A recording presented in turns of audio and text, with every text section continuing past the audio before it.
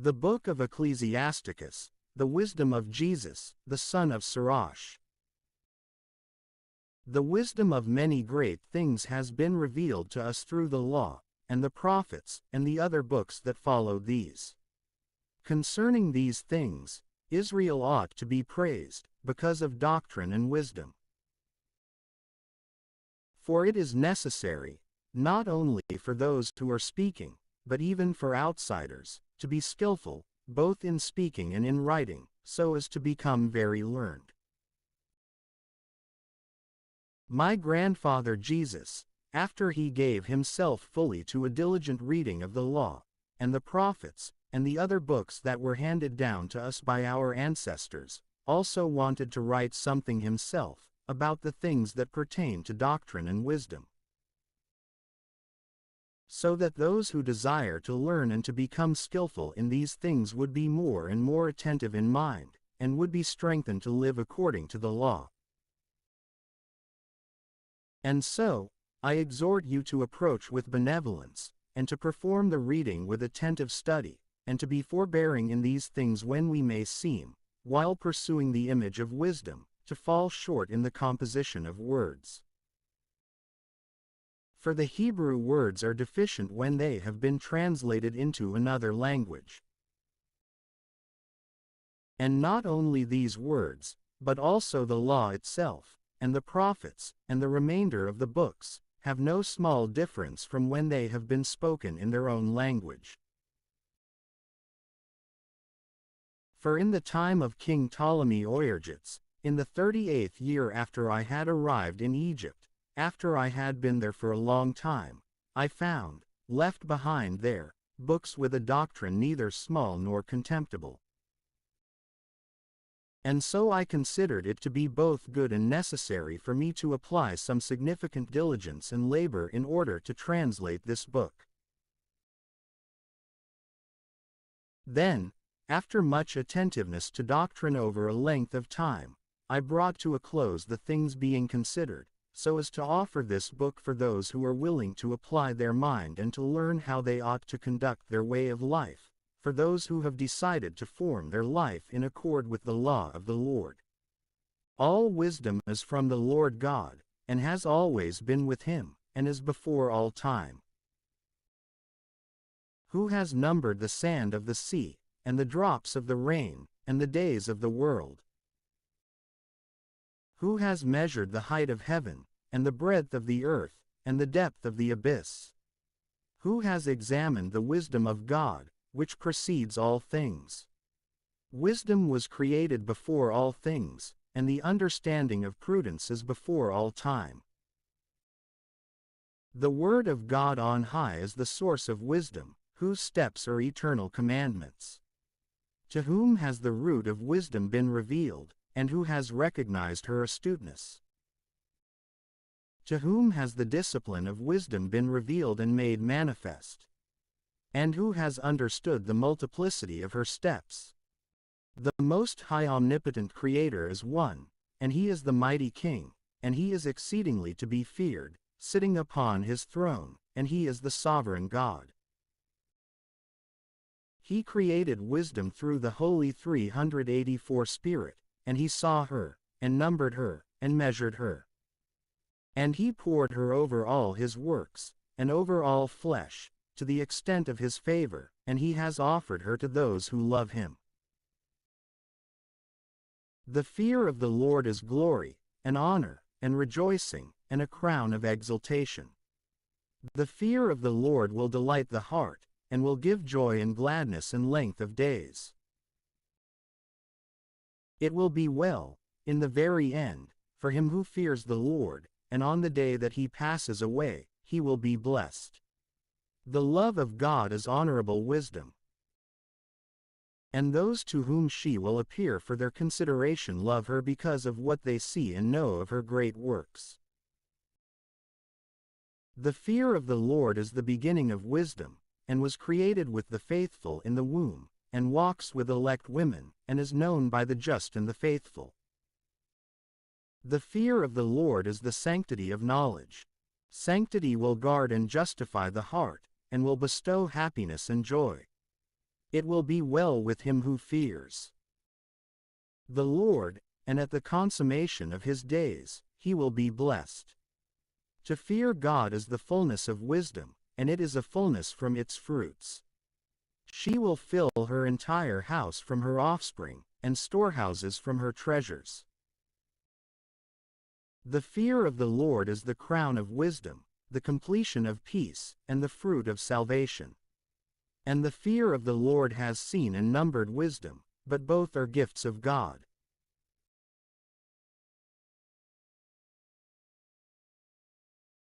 Wisdom will distribute knowledge and an understanding of prudence, and she lifts up the glory of those who hold to her. The root of wisdom is to fear the Lord, and its branches are long-lived. In the treasures of wisdom is understanding and the sanctity of knowledge. But to sinners, wisdom is an abomination. The fear of the Lord expels sin. For he who is without fear is not able to be justified. For the disposition of his spirit is his undoing. Those who are patient will suffer for a brief time, and afterwards, happiness will return. A noble mind will hide his words for a brief time, and then the lips of many will declare his understanding. Among the treasures of wisdom is the outward sign of discipline. But to those who sin, the worship of God is an abomination. Son, if you desire wisdom, observe justice, and then God will offer her to you. For the fear of the Lord is wisdom and discipline. And what pleases him is faith and meekness. And so shall he complete his treasures. You should not be incredulous to the fear of the Lord, and you should not draw close to him with a duplicitous heart. You should not be a hypocrite in the sight of men, and you should not scandalize with your lips. Attend to these things, otherwise you may fall and bring dishonor to your soul. And then God may uncover your secrets, and he may cast you down forcefully in the midst of the congregation. For you drew near to the Lord wickedly, and your heart was filled with deceit and falseness. Son, when you apply yourself to the service of God, stand in justice and in fear, and prepare your soul for temptation. Humble your heart, and persevere. Incline your ear, and accept words of understanding. And you should not hurry away in the time of distress. Endure steadfastly for God. Join yourself to God, and persevere, so that your life may increase in the very end. Accept everything that will happen to you, and persevere in your sorrow, and have patience in your humiliation. For gold and silver are tested in fire, yet truly, acceptable men are tested in the furnace of humiliation. Believe God, and he will restore you to health. And straighten your way, and hope in him. Observe his fear, and grow old in it. You who fear the Lord, wait for his mercy. And do not turn away from him, lest you fall. You who fear the Lord, believe in him, and your reward will not be taken away.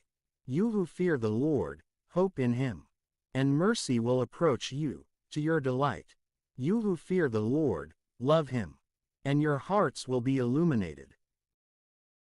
My sons, consider the nations of men, and know that not one of them hoped in the Lord and was confounded.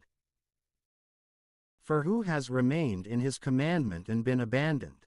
Or who has called upon him, and yet he despised him? For God is upright and merciful, and he will forgive sins in the day of tribulation. And he is the protector to all those who seek him in truth. Woe to the duplicitous heart, and to the wicked lips, and to the hands that do evil, and to the sinner who walks the earth by two ways. Woe to the dissolute in heart, who do not trust God. For, as a result, they will not be protected by him. Woe to those who have lost endurance, and who have abandoned upright ways, and who have turned aside to depraved ways. And what will they do when the Lord begins to examine them? Those who fear the Lord will not be unbelieving toward his word. And those who love him will keep to his way. Those who fear the Lord will seek the things that are well-pleasing to him. And those who love him will be filled with his law. Those who fear the Lord will prepare their hearts, and they will sanctify their souls in his sight. Those who fear the Lord keep his commandments, and they will have patience even until his examination, saying, "If we do not do penance, then we will fall into the hands of the Lord, and not into the hands of men." For according to his greatness, so also is his mercy with him. The sons of wisdom are the church of the just, and their generation is obedience and love. Sons, listen to the judgment of your father, and act accordingly, so that you may be saved. For God has honored the father in the sons, and, when seeking the judgment of the mother, he has confirmed it in the children. He who loves God will plead with him on behalf of sins, and will keep himself away from sin, and will be heeded in the prayers of his days. And, like one who stores up treasure, so also is he who honors his mother.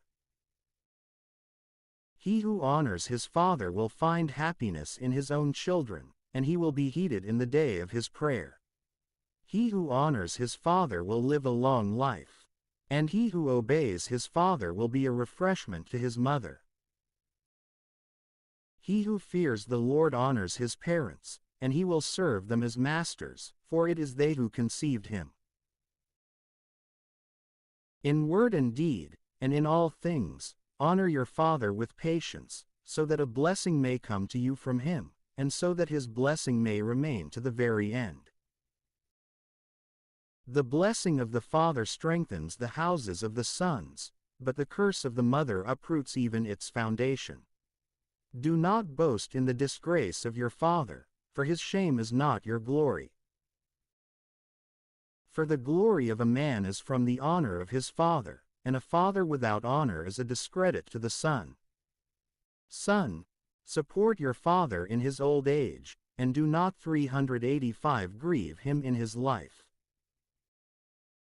And if his mind should fail, show kindness, and do not spurn him when you are in your strength.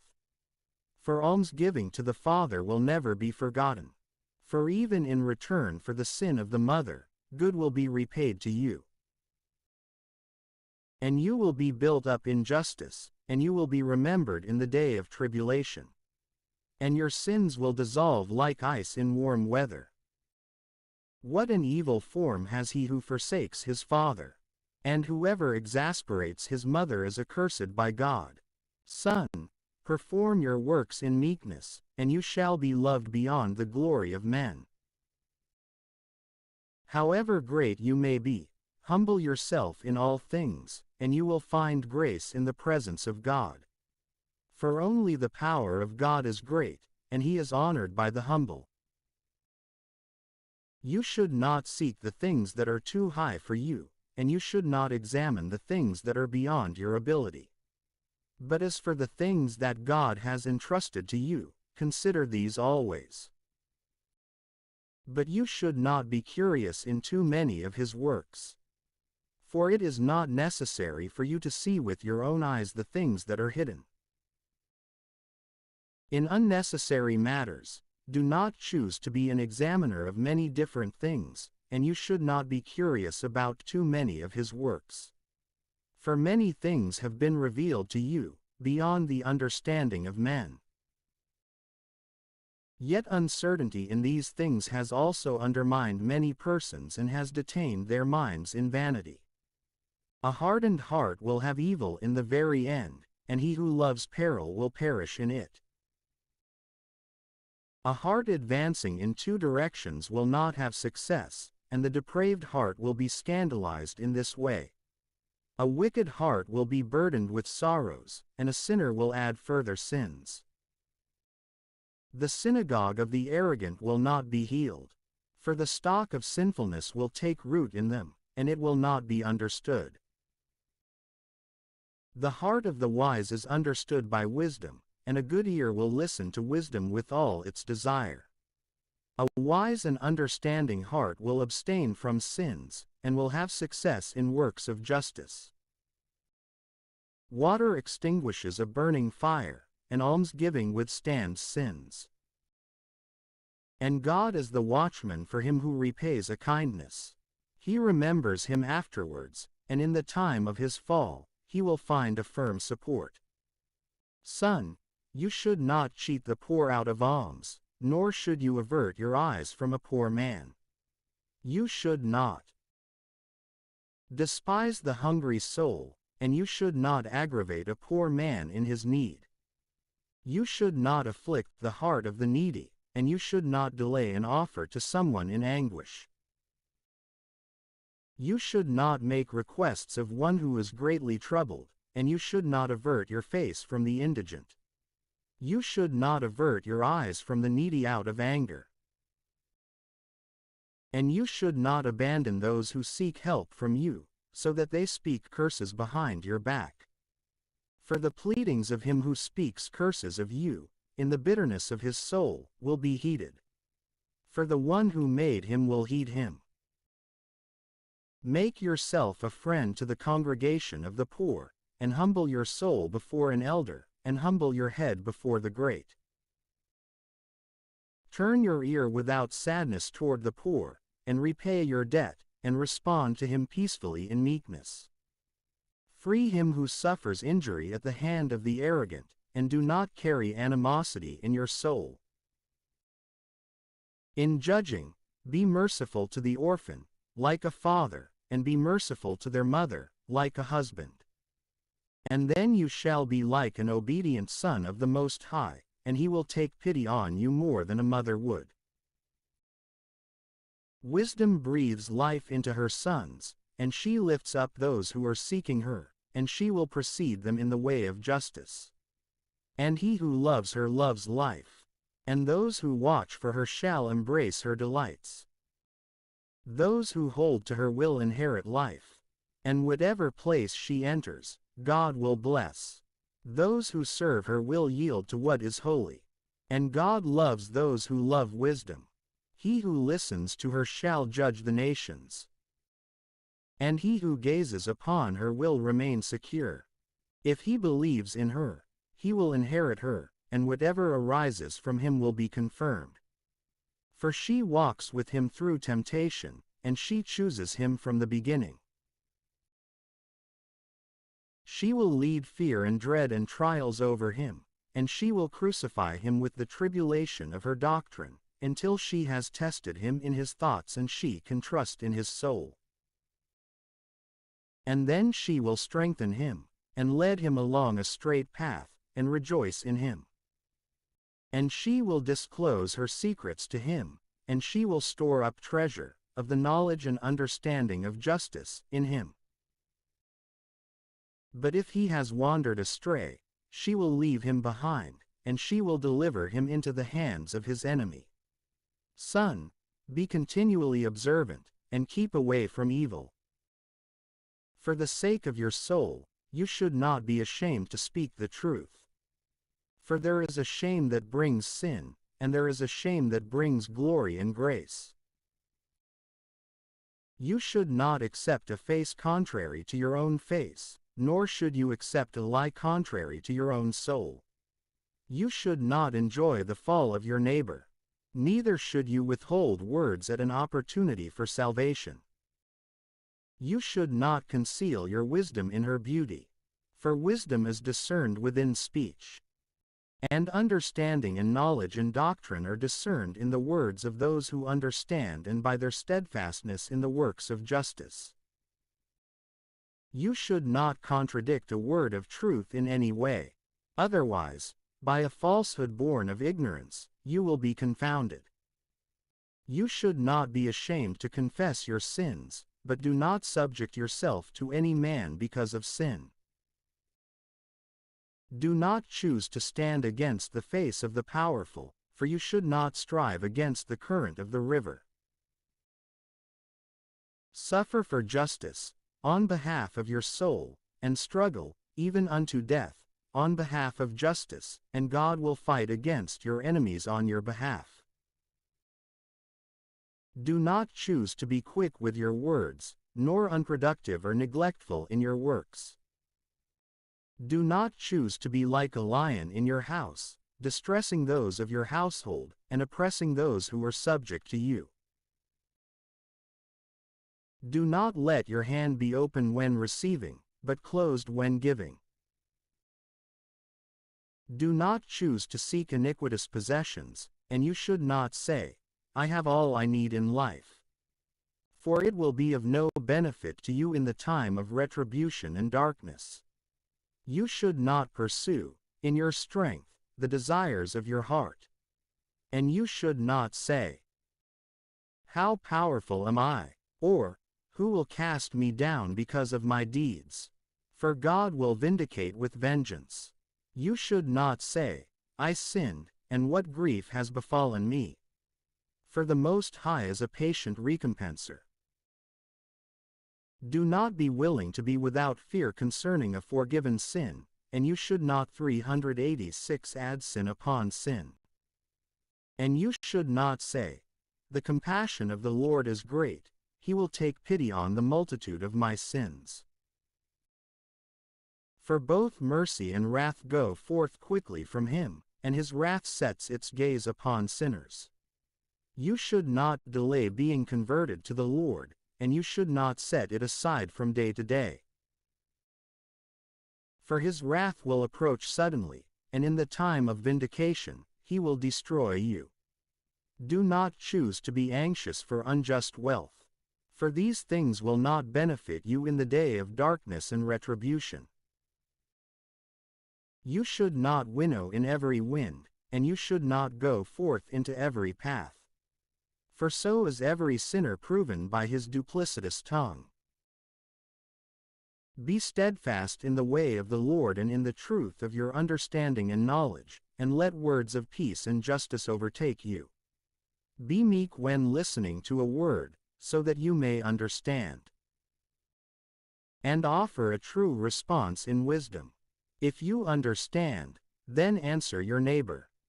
But if you do not, then let your hand be over your mouth, so that you are not caught by an inept word, and then confounded. Honor and glory are in the words of those who understand, yet truly, the tongue of the imprudent man is his undoing. You should not be called a whisperer, and you should not be caught by your own tongue, and then confounded. For confusion and remorse is upon a thief, and a wicked mark is upon the double-tongued, but for the whisperer there is hatred and animosity and disgrace. Justify the small and the great similarly. Do not be willing to become an enemy instead of a friend to your neighbor. For an evil man will inherit reproach and disgrace, as will every sinner who is envious and double-tongued.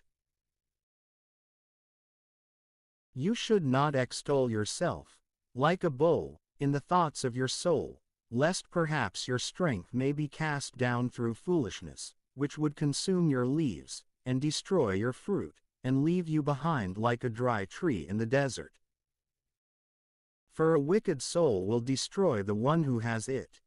For it gladly provides enemies to him, and it will lead him to the fate of the impious. A sweet word multiplies friends and mitigates enemies. And thankful words abound in a good man. Allow many to be at peace with you, but allow 1 out of 1,000 to be your counselor. If you would obtain a friend, test him before you accept him, and do not trust him readily. For there is a friend according to his own time, but he will not remain in the day of tribulation. And there is a friend who can be turned to animosity. And there is a friend who will reveal hatred and ridicule and insults. And there is a friend who is a companion at table, but he will not remain in a day of need. A friend, if he remains steadfast, will be to you as you are to yourself, and he will act with faithfulness among those of your household. If he humbles himself before you and hides himself from your face, you shall have a noble and harmonious friendship. Distance yourself from your enemies, and pay attention to your friends. A faithful friend is a strong shelter, and whoever has found one has found a treasure. Nothing is comparable to a faithful friend, and no weight of silver or gold is worth more than the goodness of his fidelity. A faithful friend is a medicine for life and immortality, and those who fear the Lord will find one. He who fears God will have a similar good friendship, because his friend will be like him. Son, from your youth receive instruction, and then you will find wisdom, even to your gray hairs. Approach wisdom like one who plows and sows, and then wait for her good fruits. For in doing her work, you will labor a little, but you will soon eat from her produce. How exceedingly harsh is wisdom to unlearned men! And so, the witless will not remain with her.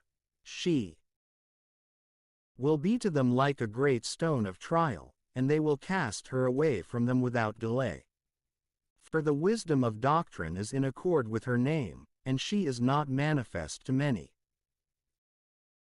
But she continues with those by whom she is recognized, even in the sight of God.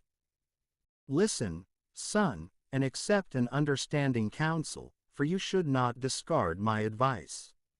Set your feet in her fetters and your neck in her chains. Incline your shoulder, and carry her, for you will not be grieved by her bindings. Approach her with all your soul, and serve her ways with all your strength. Examine her, and she will be revealed to you, and when you have obtained her, you should not abandon her. For, in the very end, you will find rest in her, and she will turn into your delight. Then her fetters will be a strong protection and a firm foundation for you, and her chains will be a robe of glory. For in her is the beauty of life, and her bindings are a healing bandage. You will be clothed with her as with a robe of glory, and you will set her upon your head like a crown of rejoicing. Son, if you heed me, you will learn. And if you adapt your mind, you will be wise. If you incline your ear, you will receive doctrine. And if you love to listen, you will be wise. Stand among the multitude of prudent elders, and join yourself to their wisdom from the heart, so that you may be able to hear every discourse about God, and so that the proverbs of praise may not flee from you. And if you see a man of understanding, stand watch for him, and let your feet wear down the steps of his doors. Set your thoughts on the precepts of God, and be entirely constant in his commandments. And he himself will give a heart to you, and the desire of wisdom will be given to you. Do not choose to do evil, and evil will not take hold of you. Withdraw from the iniquitous, and evil will withdraw from you. Son, do not sow evil in the furrows of injustice, and you will not reap them sevenfold. Do not seek a role of leadership from the Lord, and do not seek a seat of honor from the king. You should not justify yourself before God, for he is the knower of hearts. And by no means should you wish to seem wise before the king. Do not seek to become a judge, unless you have sufficient strength to shatter iniquities. Otherwise, you might fear the face of the powerful, and so establish a scandal within your integrity. You should not sin against the multitude of a city, nor should you cast yourself against the people. And you should not bind two sins together. For even in one sin, you will not go unpunished. Do not be cowardly in your soul. You should not be unwilling to beg, nor to give alms. You should not say, God will look with favor on the multitude of my gifts, and when I make an offering to the Most High God, he will accept my gift. You should not ridicule a man in bitterness of soul. For there is one who humbles and who exalts, the all-seeing God. Do not love a lie against your brother. 387 Nor should you act the same toward your friend. Do not be willing to devise a lie of any kind. For the practice of lying is not good. Do not choose to be verbose among a multitude of elders, and you should not repeat the words of your prayers. You should not hate laborious works, nor the rustic life created by the Most High. You should not consider yourself to be among the multitude of the undisciplined. Remember wrath, for it will not be delayed. Humble your spirit greatly. For the retribution against the flesh of the impious is with fire and worms. Do not betray your friend for the sake of money, and you should not spurn your dearest brother for the sake of gold. Do not choose to depart from a good and understanding wife, whom you have been allotted in the fear of the Lord. For the grace of her modesty is above gold. You should not harm the servant whose works are honest, nor the hired hand who entrusts his life to you. Let an understanding servant be loved by you like your own soul. You should not cheat him out of freedom, nor abandon him to destitution. Are cattle yours? Tend to them, and if they are useful, let them remain with you. Are sons yours? Instruct them, and bow them down from their childhood. Are daughters yours? Watch over their bodies. And you should not display a light-hearted attitude toward them. Give your daughter in marriage, and give her to an understanding man, and you will be doing a great work. If a wife in accord with your soul is yours, you should not reject her. But do not entrust yourself to her who is hateful. With your whole heart, honor your father. And you should not forget the complaints of your mother. Remember that you would not have been born except through them. And so, give back to them as they also have done for you. With all your soul, fear the Lord, and consider his priests to be holy. With all your strength, love him who made you, and you should not abandon his ministers. Honor God from your whole soul, and confer honor on the priests, and continue to purify yourself with your strength. Give them their portion, just as it has been commanded of you, from the first fruits and from the purifications. And for your ignorant offenses, purify yourself with a smaller offering. You should offer to the Lord the gift of your strength, and the sacrifice of sanctification, and the first fruits of what is holy. And reach out your hand to the poor, so that your atonement and your blessing may be perfected. A gift has grace in the sight of all the living, but you should not prohibit grace for the dead. You should not fail to console those who are weeping, nor to walk with those who are mourning. Do not let yourself be slow to visit the sick, for in this way, you will be confirmed in love. In all your works, remember your very end, and so you will not sin, unto eternity. You should not quarrel with a powerful man, lest perhaps you may fall into his hands. You should not contend with a wealthy man, lest perhaps he may bring an action against you. For gold and silver have destroyed many, and have reached and corrupted even the hearts of kings. You should not quarrel with a man who is full of words, for you should not cast wood upon his fire. You should not confide in an ignorant man, lest he speak evil about your family.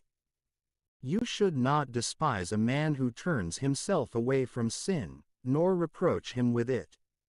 Remember that we are all subject to correction. You should not spurn a man in his old age, for we are all subject to growing old. Do not be willing to rejoice at the death of your enemy, knowing that we all die, and that we do not want others rejoice over us. You should not despise the discourse of those who are old and wise, instead, ponder their proverbs. For from them, you will learn wisdom and intelligent doctrine, so as to serve great men without blame. Do not allow the discourse of your elders to pass you by. For they have learned from their fathers. And from them, you will learn understanding, and you will learn what response to give in a time of necessity. You should not kindle the coals of sinners by arguing with them. For you might be scorched by the flame from the fire of their sins. You should not stand against the face of a contemptuous person, otherwise he may sit down as if waiting in ambush against your words. You should not lend to a man who is stronger than you. But if you do lend, consider it lost. You should not promise beyond your ability. But if you do promise, consider how to fulfill it. You should not judge against a judge, for he judges according to what is just. You should not go forth on the way with an audacious man, lest perhaps he may burden you with his evils. For he goes forth according to his own will, and you will perish with him in his folly.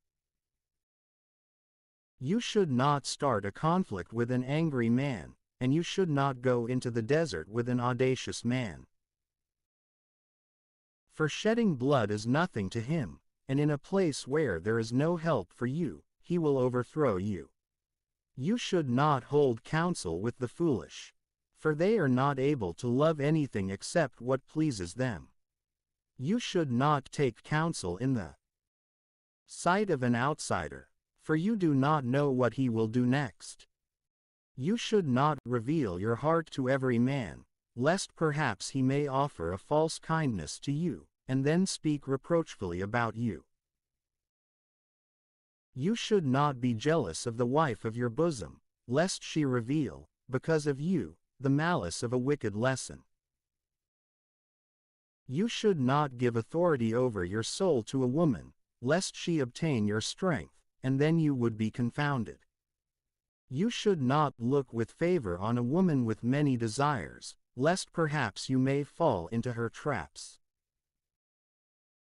You should not be continually in need of entertainment, nor should you be persuaded by it, lest perhaps you may perish by its effectiveness. You should not stare at a virgin, lest perhaps you may be scandalized by her beauty. You should not give your soul, in any way, to fornicators, lest you destroy yourself and your inheritance. Do not choose to look around in the streets of the city, nor should you wander along its thoroughfares. Avert your face from an ornate woman, for you should not gaze upon strange beauty. Many have perished because of the beauty of a woman, and by this, desire is kindled like a fire. Every woman who is a fornicator will be trampled down, like the filth in the street. Many, by admiring the beauty of the wife of another, have become reprobate. For familiarity with her flares up like a fire. You should not sit down at all with another man's wife, nor recline with her on a couch. And you should not argue with her over wine, lest perhaps your heart may turn toward her, and by your emotion, you would be 388 toppled into perdition. You should not abandon an old friend, for a new one will not be similar to him. A new friend is like new wine. It will grow old, and then you will enjoy drinking it. You should not envy the glory and wealth of a sinner, for you do not know what may be his undoing in the future.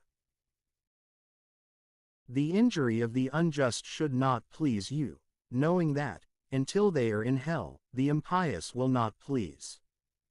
Keep yourself far from a man having the power to kill, and then you will not have the fear of death suspended over you. But if you do approach him, do nothing to offend, lest perhaps he may take away your life.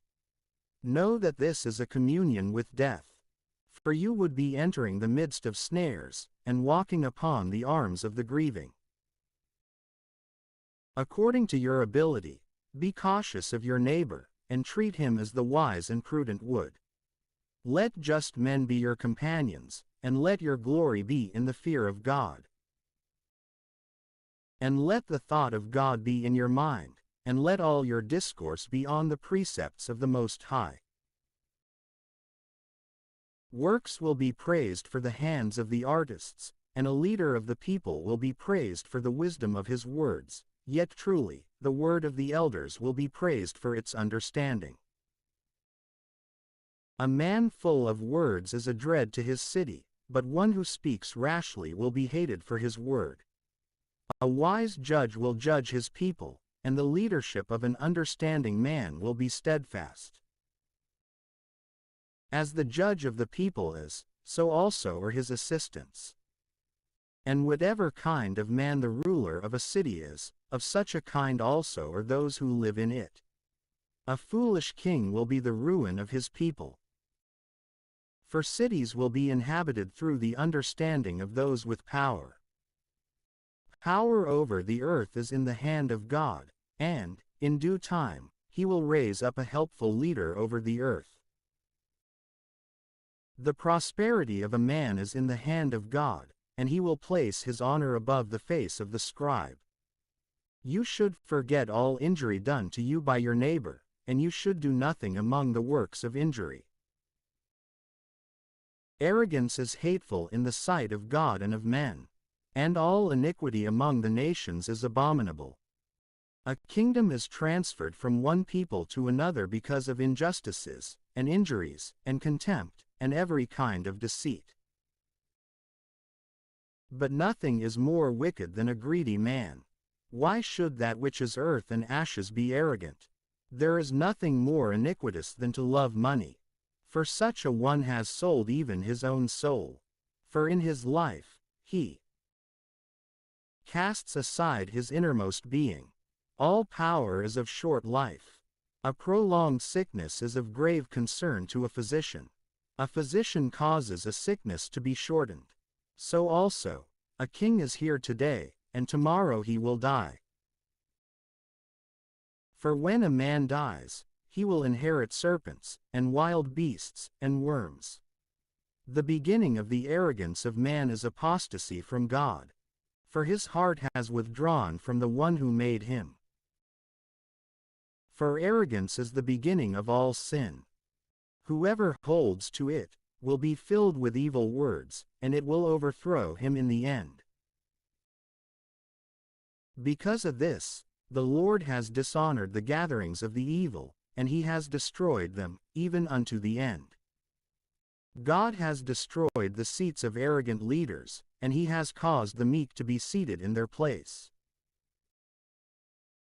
The roots of arrogant nations, God has dried up, and the humble among these nations, he has planted.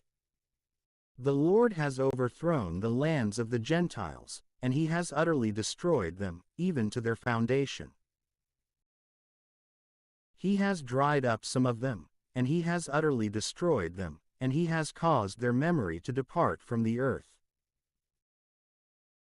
God has abolished the memory of the arrogant, and he has left behind only the memory of those who are humble in mind. Arrogance was not created for men, nor was an angry temperament created for the gender of women. Those who fear God among the offspring of men will be honored. But those among the offspring who ignore the commandments of the Lord will be dishonored. In the midst of his brothers, a ruler has honor. And those who fear the Lord will have honor in his eyes. The fear of God is the glory of the wealthy, and of the honorable, and of the poor. Do not choose to despise a just man who is poor, and do not choose to magnify a sinful man who is rich. The great man, and the judge, and the powerful have honor. But no one is greater than he who fears God. Those who are free will serve an understanding servant, and a prudent and disciplined man will not murmur at correction. But an ignorant man will not be honored. Do not choose to extol yourself in doing your work, and do not be unproductive during the time of distress. He who works, and so abounds in all things, is better than he who boasts, and so lacks bread. Son, preserve your soul in meekness, and give it honor according to its merit. Who will justify one who sins in his soul? And who will honor one who dishonors his soul? The poor man is glorified by his discipline and fear. And there is a man who is honored because of his substance. But if someone is glorified in poverty, how much more in substance? And whoever is glorified in substance, let him fear poverty.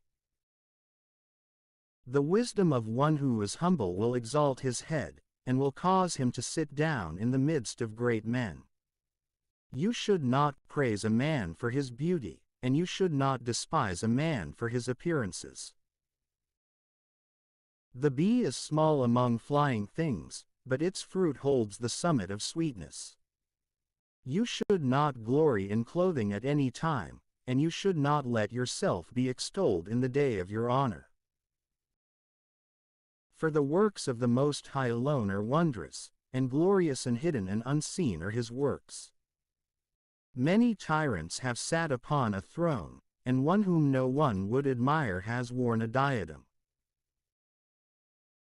Many powerful men have been powerfully cast down, and the illustrious have been handed over into the hands of others. Before you inquire, you should not place blame on anyone, and when you have inquired, reprove justly. Before you listen, you should not respond a word, and you should not interrupt in the middle of a discourse. You should not contend in a matter which does not concern you, and you should not sit in judgment together with sinners. Son, you should not be involved in many matters.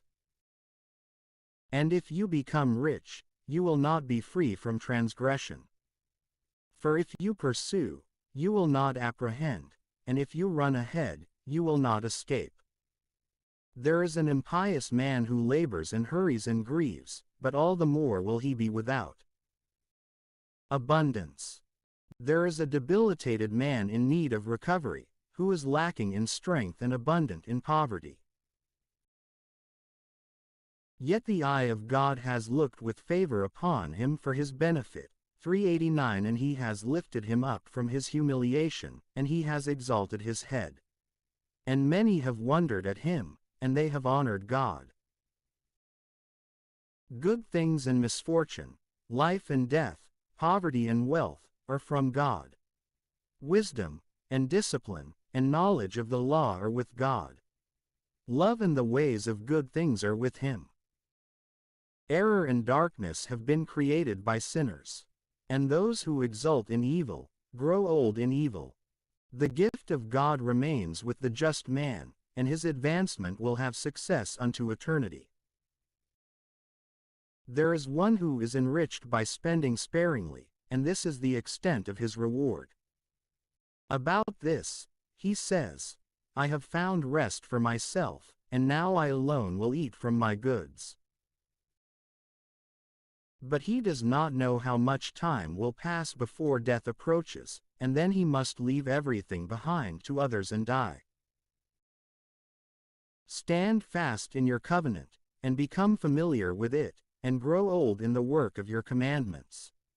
You should not spend time in the works of sinners.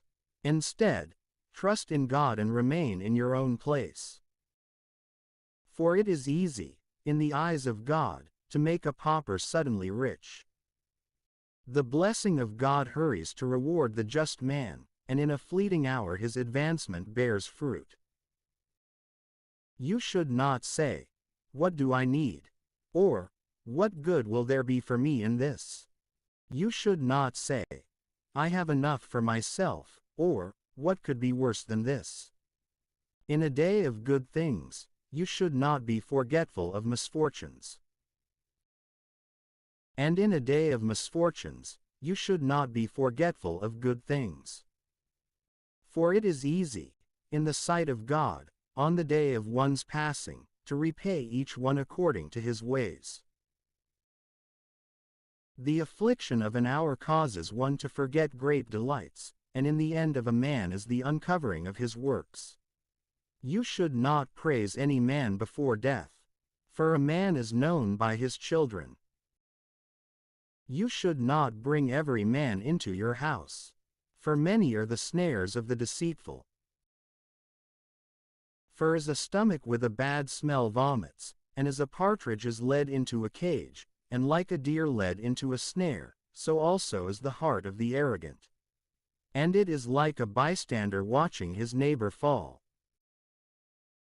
For it lies in ambush, and then turns good into evil, and it will place the blame on the elect. From one spark, a great fire grows, and from one deceitful man, much blood flows.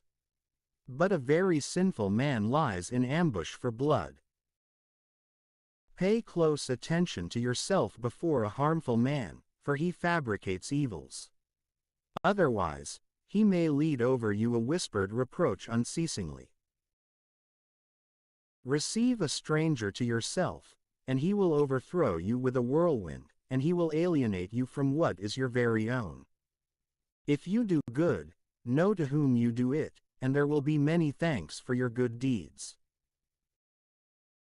Do good to the just, and you will find great recompense, and if not from him, certainly from the Lord. For there is no good for someone who is always occupied in evil, or who does not give alms. For the Most High holds hatred for sinners, but he takes pity on the repentant. Give to the merciful, and you should not assist the sinner. For the impious and the sinner will be repaid with the vengeance being held for them on the day of retribution. Give to the good, but you should not receive from a sinner.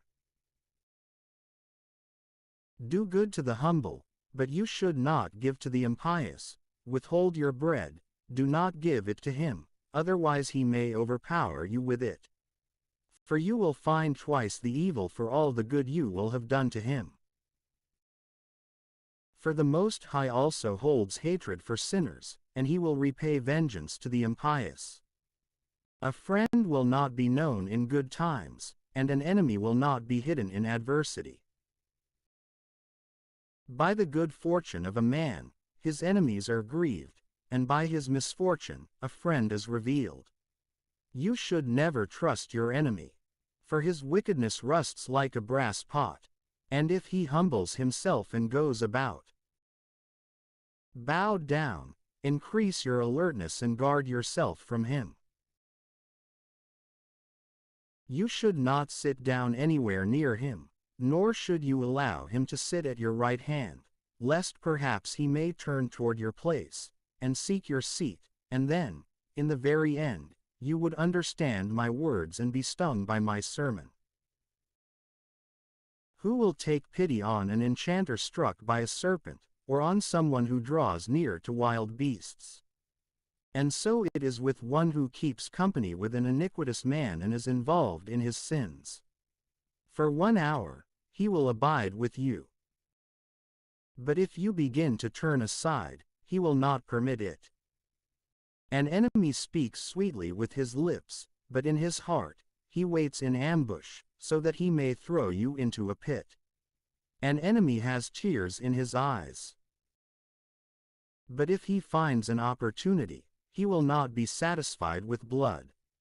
And if misfortunes happen upon you, you will find him there first. An enemy has tears in his eyes, but while pretending to help you, he will dig under your feet. He will shake his head, and clap his hands, and whisper much, and change his expression. Whoever touches pitch will be contaminated by it, and whoever associates with the arrogant will be clothed by arrogance. Whoever associates with those more honorable than himself sets a burden on himself. And so, you should have no fellowship with someone who is wealthier than you. What will the cooking pot have in common with the earthen vessel? And when they collide with one another, one will be broken. The rich man has suffered no injustice, and yet he fumes. But the poor man, though he has been wounded, will remain silent. If you are generous, he will take you up, and when you have nothing, he will cast you aside. If you possess, he will feast with you, and he will empty you, and he will not grieve over you. If he has need of you, he will deceive you, and while smiling, he will give you hope. He will converse with you pleasantly, and he will say, "What is it that you need?" And he will impress you with his foods, until he has drained you 2 or 3 times, and in the very end, he will ridicule you. And afterward, when he sees you, he will abandon you, and he will shake his head at you. Humble yourself before God, and wait for his hands. Be careful, otherwise, having been seduced into foolishness, you will be humiliated. Do not choose to be low in your wisdom, otherwise, having been brought low, you will be seduced into foolishness. If you are invited by someone who is more powerful than you should decline. Otherwise, he will invite you all the more. You cannot be rude to him, lest you be pushed away. And you cannot stray far from him, lest you be forgotten. You cannot hold a discussion with him as with an equal. You should not trust his many words. For by much 390 talking, he will probe you, and while smiling, he will question you about your secrets. His cruel mind will store up your words, and he will not spare you from affliction, nor from prison. Be cautious of yourself, and attend diligently to what you are hearing. For you are walking toward your own destruction. Yet truly, while listening to these things, consider it as if it were a dream, and you will awaken. Love God for your entire life, and call upon him for your salvation. Every animal loves its own kind, so also every man loves those closest to himself. All flesh will join with whatever is similar to itself, and every man will associate with whomever is similar to himself. If a wolf would at any time have fellowship with a lamb, so also would a sinner have fellowship with the just. What fellowship does a holy man have with a dog? Or what portion do the wealthy have with the poor? In the desert, the wild donkey is the prey of the lion. So also are the poor the pasture of the rich. And just as humility is an abomination to the arrogant, so also does the rich man abhor the poor man. When a wealthy man has been shaken, he is strengthened by his friends. But when a lowly man has fallen, he is expelled even by those who know him well. When a rich man has been deceived, many will help him recover. He has spoken arrogantly, and yet they justify him. When a poor man has been deceived, in addition he is rebuked. He has spoken with understanding, and no place is given to him. The rich man has spoken, and all remain silent, and they repeat his words, even to the clouds. The poor man has spoken, and they say, "Who is this?" And if he stumbles, they will overthrow him. Substance is good for him who has no sin on his conscience. And poverty is called very wicked by the mouth of the impious. The heart of a man changes his face, either for better or for worse. You will find, with difficulty and much labor, the sign of a good heart and a good face. Blessed is the man who has not slipped because of a word from his mouth, and who has not been stung by grief because of an offense. Happy is he who does not have sadness in his mind, and who has not fallen away from his hope. Substance is senseless for a greedy and stingy man. And what would a spiteful man do with gold? Whoever acquires unjustly, according to his own mind, gathers for others. For another will spend his goods lavishly. Whoever is wicked to himself, to whom will he be good? For he will not take enjoyment in his own goods. Whoever has ill will toward himself, nothing is more worthless than he is. But such is the reward of his wickedness. And if he does good, he does it ignorantly and unwillingly. And in the very end, he realizes his own malice. The eye of the spiteful man is wicked, and he averts his face and despises his own soul. The eye of the greedy man is insatiable in his portion of iniquity. He will not be satisfied until he has consumed his own soul, withering it away. An evil eye is directed at evil things. And he will not be satisfied by bread. Instead, he will be needy and grieving at his own table. Son, if you have anything, do good to yourself, and offer worthy oblations to God. Remember that death has not been delayed, and that the covenant of the grave has been revealed to you. For the covenant of this world will pass away in death. Do good to your friend before you die.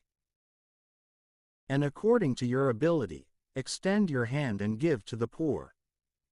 Do not cheat yourself out of a good day, and do not let the smallest good gift pass you by. Should you not leave it to others to divide your sorrows and labors by lot? Give, and receive, and justify your soul. Before your passing, accomplish justice. For in death, there is no food to be found. All flesh grows old like the grass, and like the foliage that springs forth from a green tree. Some spring up, and others fall away. Such is the generation of flesh and blood. One is finished, and another is born. Every corruptible work will fail in the end, and its worker will go with it. But every excellent work will be justified, and whoever worked it will be honored by it. Blessed is the man who will abide in wisdom, and who will meditate on her righteousness, and who, in his mind, will consider the circumspection of God. He considers her ways in his heart, and he finds understanding in her secrets. He goes after her like an investigator, and he is constant in her ways. He gazes through her windows, and he listens at her door. He rests next to her house, and, fastening a peg in her walls, he sets up his cottage by her hands. And so, good things will find rest in his cottage as time passes. He will station his sons under her covering, and he will abide under her branches. He will be protected by her covering from the heat, and he will rest in her glory. Whoever fears God will do good, and whoever holds to justice will obtain it. And like an honorable mother, she will meet him, and like a virgin bride, she will receive him. She will feed him with the bread of life and understanding. And she give him to drink from the water of salvific wisdom. And she will be confirmed in him, and he will not waver.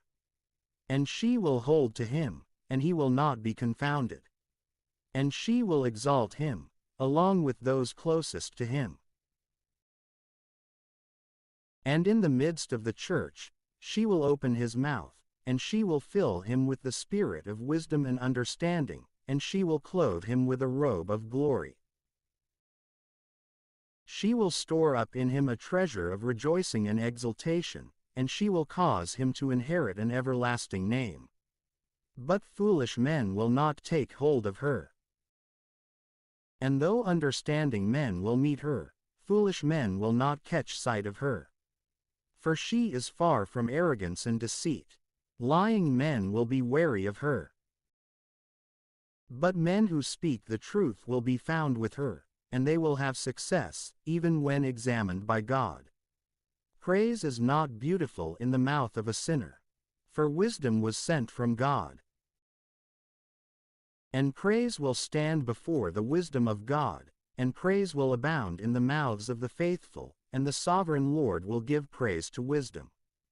You should not say, it is because of God that wisdom is absent. For you should not do what he detests. You should not say, "He has led me astray." For the impious are of no use to him.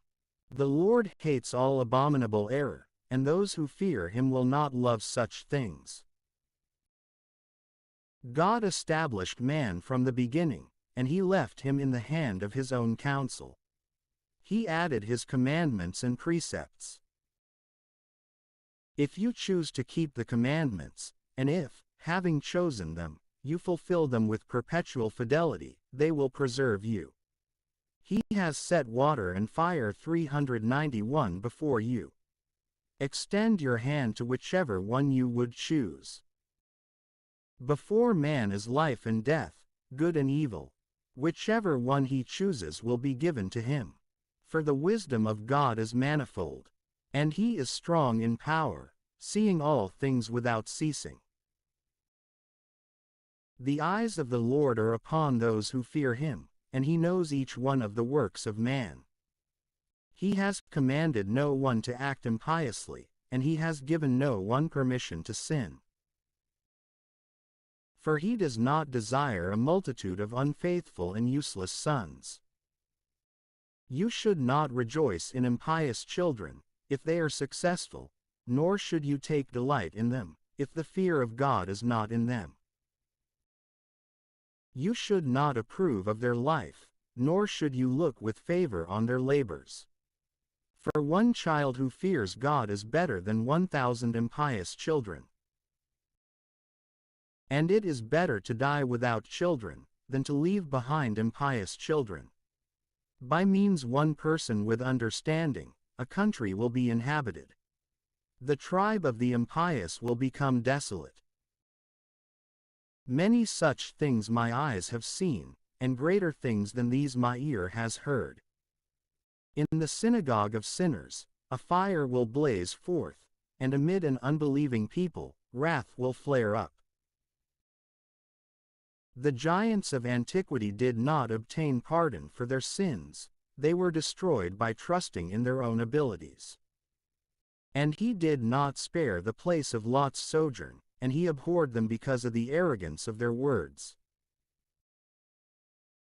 He did not take pity on them, destroying an entire people, who even extolled themselves concerning their sins. And this was so with 600,000 men, who were gathered together in the hardness of their hearts. And if even a single obstinate person had escaped unpunished, it would be a wonder. For mercy and wrath are with him. He is powerful in forgiveness, and he pours forth wrath.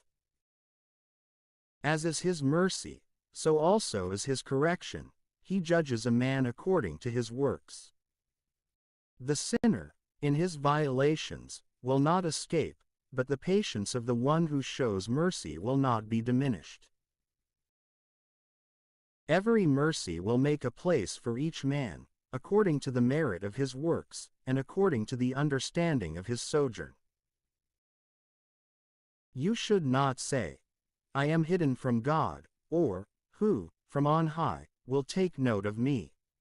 Or, "Among a great number of people, I will not be noticed." For what is my soul amid such an immense creation? Behold, the heavens, and the heaven of the heavens, the abyss, and the entire earth, and the things that are within these, will be shaken by his gaze, together with mountains and hills, and the foundations of the earth. When God casts his gaze upon them, they will be struck with trembling. And concerning all these things, the heart is without understanding, but every heart is understood by him. And who will understand his ways, or the tempest, which no eye of man will see? For many of his works are concealed. But who will announce the works of his justice? Or who will endure them? For the testament is far from some persons, and the examination of each thing is in its end. Whoever diminishes the heart, thinks empty thoughts. For the imprudent and erring man thinks up foolishness. Listen to me, Son, and learn the discipline of understanding, and attend to my words in your heart. And I will speak with equity about discipline, and I will strive to announce wisdom. So attend to my words in your heart, and I will speak with equity of spirit, about the virtues that God has set within his works from the beginning, and I will announce his knowledge in truth. With the judgment of God, his works have been done from the beginning, and from their institution, he himself distinguished their parts and set their beginnings, in their kinds. He has beautified their works unto eternity. They have neither hungered, nor labored, and they have not ceased from their works. Neither will any one of them cause anguish to his neighbor, forever. You should not be incredulous at his word. Afterward, God looked with favor upon the earth, and he filled it with his goodness. The soul of every living thing brought word from before his face, and their return again is to him. God created man from the earth, and he made him according to his own image. And he returned him again to it, and he clothed him with virtue according to himself. He gave him the number and time of his days, and he gave him authority over all the things that are upon the earth. He placed the fear of him over all flesh, and he had dominion over wild beasts and flying things. He created from him a helper, similar to himself. He gave them counsel, and language, and sight, and hearing, and a heart, in order to think. And he filled them with the discipline of understanding. He created within them the knowledge of the Spirit. He filled their heart with understanding, and he showed them both good and evil. He set his eye upon their hearts, to reveal to them the greatness of his works, so that they might highly praise the name of sanctification, and give glory to his wonders, so that they might declare the greatness of his works. In addition, he gave them discipline and the law of life, as their inheritance. He established an eternal covenant with them, and he revealed to them his justice and judgments. And their eyes saw the greatness of his honor, and their ears heard the honor of his voice, and he said to them, Beware of all iniquity. And he commanded each one concerning his neighbor. Their ways are always in his sight, they are not hidden from his eyes. Over each and every people, he has appointed a ruler. And Israel was made to be the manifest portion of God. And in the sight of God, all their works are like the sun. And his eyes, without ceasing, inspect their ways. The covenants are not hidden by their iniquity, and all their iniquities are in the sight of God. The almsgiving of a man is like a seal upon him, which will guard the grace of a man like the pupil of an eye. And afterward, it will rise up and repay them their reward, each one upon his head, and it will return to the hidden places of the earth. Now, to the repentant, he has given the way of justice, and he has strengthened those lacking in patience, and he has fastened them to a destiny of truth. Convert to the Lord, and relinquish your sins. Make supplication before the face of the Lord, and diminish your offenses. Return to the Lord, and turn away from your injustice, and have immense hatred for abomination. And acknowledge the justices and judgments of God, and stand firm in the circumstances set before you and in prayer to the Most High God. Go to the side of the holy generation, to those who live in order 392 to give praise to God. You should not linger in the error of the impious, confess before death. Confession perishes from the dead as if it were nothing. Confess while living. You should give thanks while you are still alive and healthy. And you should praise God and glory in his compassion. How great is the mercy of the Lord, and his forgiveness, for those who convert to him. For not all things can be in men, because the Son of Man is not immortal, and because they are pleased by the emptiness of malice. What is brighter than the sun? Yet this will fail. Or what is more wicked than that which flesh and blood has invented? And this will be reproved. He beholds the power of the heights of heaven, and all men are earth and ashes. The one who dwells in eternity created all things together. God alone will be justified, and he remains an invincible king for eternity. Who is able to declare his works? For who can examine his greatness? And who will announce the power of his magnitude? Or who would be able to describe his mercy? There is no diminishing, and no increasing, and there is no discovering the greatness of God. When man has reached the end, then he will begin. And when he ceases, he will be in need. What is man, and what is his grace? And what is his good, or what is his evil? The number of the days of men are as many as 100 years. Like a drop of water in the ocean, so they are considered to be. And like a grain of sand on the shore, so do these few years compare to the days of all time. For this reason, God is patient with them, and he pours forth his mercy upon them. He has seen that the presumption of their heart is evil, and he knows that their rebelliousness is wicked. Therefore, he has bestowed his forgiveness on them, and he has revealed to them the way of equity.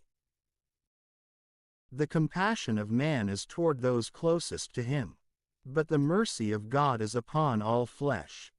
He is merciful, and he teaches and corrects, like a shepherd with his flock. He takes pity on those who accept the doctrine of compassion, and he applies his judgments promptly.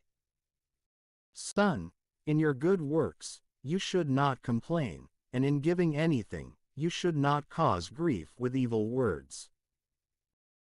Is heat not refreshed by the dew? So also is a good word better than a gift. Behold, is a word not greater than a gift? But both are with a justified man. The foolish place blame sharply. And a gift from the undisciplined causes the eyes to fail. Before you judge, put justice in order within yourself, and before you speak, learn. Before you become sick, obtain medicine. And before you judge, examine yourself. And then you will find forgiveness in the sight of God. Before you become weak, humble yourself, and in a time of infirmity, show your way of life. Let nothing impede you from praying always. And then you will not dread to be justified, even unto death. For the reward of God dwells in eternity. Before you pray, prepare your soul, and do not choose to be like a man who tempts God. Remember the wrath that will be on the day of consummation, and remember the time of retribution, when he will turn away his face. Remember poverty in a time of abundance, and remember the deficiency of poverty in a day of riches. From morning until evening, the time will be changed, and all these are swift in the eyes of God. A wise man will be cautious in all things, and during a time of many offenses, he will be attentive against inaction. Anyone who is astute recognizes wisdom, and he will acknowledge anyone who finds it. Those who show understanding with words also have acted wisely themselves, and they have understood truth and justice, and they have fulfilled proverbs and judgments. You should not go after your desires, instead, turn away from your own will. If you offer your desires to your soul, this will cause you to become a joy to your enemies. Take no delight in disorderly gatherings, whether large or small, for their commission of offenses is unceasing. You should not be reduced by the contention of borrowing, even if there is nothing in your purse. For you would be contending against your own life. An inebriated worker will not be wealthy. And whoever despises littleness will fall a little at a time. Wine and women cause wise men to fall away, and then they will complain against those who understand. And whoever joins himself to fornicators will become wicked. Decay and worms will inherit him, and he will be denounced as the greater example, and his soul will be deducted from the number. Whoever is quick to believe has a trivial heart and will be diminished. And whoever offends against his own soul will have even less. Whoever rejoices in iniquity will be condemned. And whoever hates correction will have less in life. But whoever hates excessive talk extinguishes evil. Whoever sins against his own soul will be punished. And whoever rejoices in malice will be condemned. You should not repeat a wicked and harsh word, and then you will not be diminished. Do not reveal your mind to friend or foe. And if there is a sin within you, do not disclose it. For he will listen to you and watch you, and while pretending to defend your sin, he will despise you, and so he will be whenever he is with you. Have you heard a word against your neighbor? Let it die within you, trusting that it will not burst forth from you. Before the face of a word, a foolish man labors, like a woman groaning as she gives birth to a child. Like an arrow fixed in the flesh of the thigh, says a word in the heart of a foolish man. Correct a friend, though perhaps there was a misunderstanding, and he may say, I did not do it.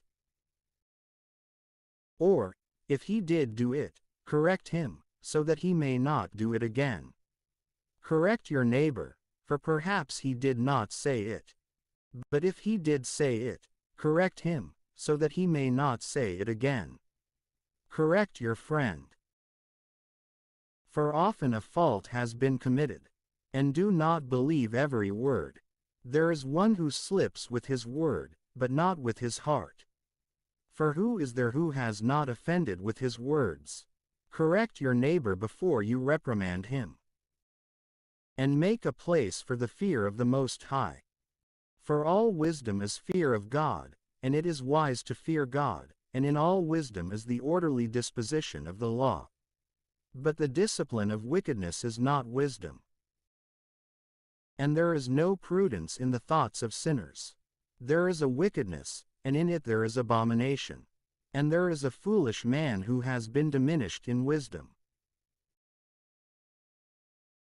Better is a man who has been diminished in wisdom because his mind is failing, but with the fear of God, than he who abounds in intelligence, but with transgression. 393 Against the law of the Most High.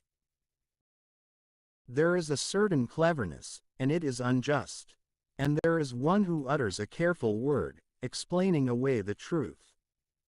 There is one who humbles himself wickedly, for his interior is filled with deceit. And there is one who lowers himself excessively with a great debasement. And there is one who inclines his face downward, and pretends as if he did not see what has not been made known. And if he is prevented from sinning by a lack of ability, and then finds an opportunity for evildoing, he will do evil. A man is recognized by his appearances. But when you meet an understanding man, he is recognized by his face. The clothing of the body, and the laughter of the teeth, and the walk of a man, give a report about him. There is a lying correction in the anger of a contemptuous man. And there is a judgment which does not prove to be good. But there is one who is silent, and the same is prudent. How much better is it to reprove, than to become angry, so as not to hinder him who may confess in prayer. The lust of an eunuch will deflower a young maiden, similar is he who by violence gives an iniquitous judgment. How good it is, when you are corrected, to show contrition. For in this way, you will escape deliberate sin. There is one who, by remaining silent, is found to be wise. And there is another who is hateful and who provokes by speaking out. There is one who, not having the understanding to speak, remains silent. And there is another who remains silent, knowing the proper time. A wise man will remain silent until the proper time.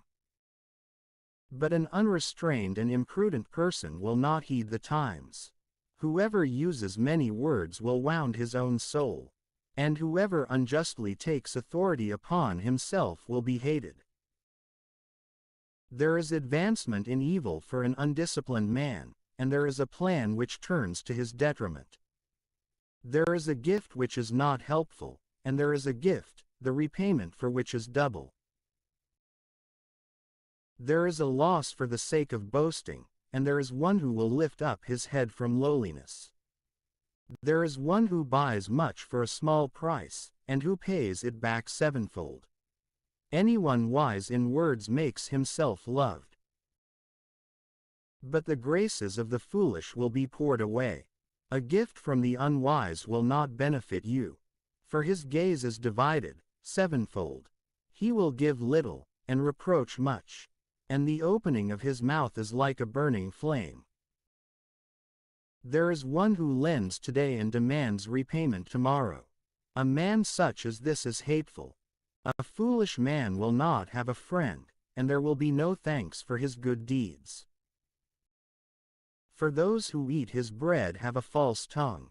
How often and how many are those who will ridicule him? For what he possesses, he does not distribute with correct understanding. And he acts similarly with what he does not possess. The slip of a false tongue is like someone who falls upon pavement. Such a fall for the wicked will arrive quickly. A disagreeable man is like a pointless fable, it will be continually in the mouth of the undisciplined. A parable from the mouth of a fool will be rejected, for he does not speak it at the proper time. There is one who is prevented from sinning by poverty, and in his rest, he will be vexed. There is one who will lose his own soul because of pretense, and he will lose it by an example of imprudence. For by seeking the approval of another, he will destroy himself. There is one who, for the sake of what others think, makes a promise to a friend, and so he gains him as an enemy for no reason. A lie is a wicked disgrace to a man, and yet lies will be continually in the mouths of those without discipline. A thief is better than a man who constantly lies, but both of them will inherit perdition. The habits of lying men are without honor, and their shame is with them without ceasing. A wise man will benefit himself by his own words, and a prudent man will please the powerful. Whoever works his land will raise high a stockpile of grain, and whoever works justice will himself be raised high. Yet truly, whoever pleases the powerful will escape unfair treatment. Presents and gifts blind the eyes of judges, and silence their mouths, turning them aside from their task of correction. Wisdom hidden, and treasure unseen, of what use is either of these? He who hides his foolishness is better than a man who conceals his wisdom. Son, have you sinned? You should not add further sins. Then too, for your former sins, pray so that they may be forgiven you. Flee from sins, as if from the face of a serpent. For if you approach them, they will take hold of you. Their teeth are like the teeth of a lion, bringing death to the souls of men. All iniquity is like a two-edged spear, there is no healing in its wound. Reproach and injury will make resources useless. And a house that is exceedingly wealthy will become powerless through pride. In this way, the resources of the arrogant will be eradicated. Supplications from the mouth of the pauper will reach all the way to the ears of God, and judgment will come to him quickly. Whoever hates correction is walking in the steps of a sinner. But whoever fears God will convert within his heart. He who has power by means of a bold tongue will be known from far away. But an understanding man knows to slip past him. Whoever builds his house, paid for by another, is like one who gathers his building stones in winter. The synagogue of sinners is like stubble piled up, for the end of them both is a burning fire. The way of sinners is paved and level, and at their end is hell and darkness and punishments. Whoever observes justice will obtain an understanding of it. The consummation of the fear of God is wisdom and understanding. One who is not wise in goodness will not accept instruction.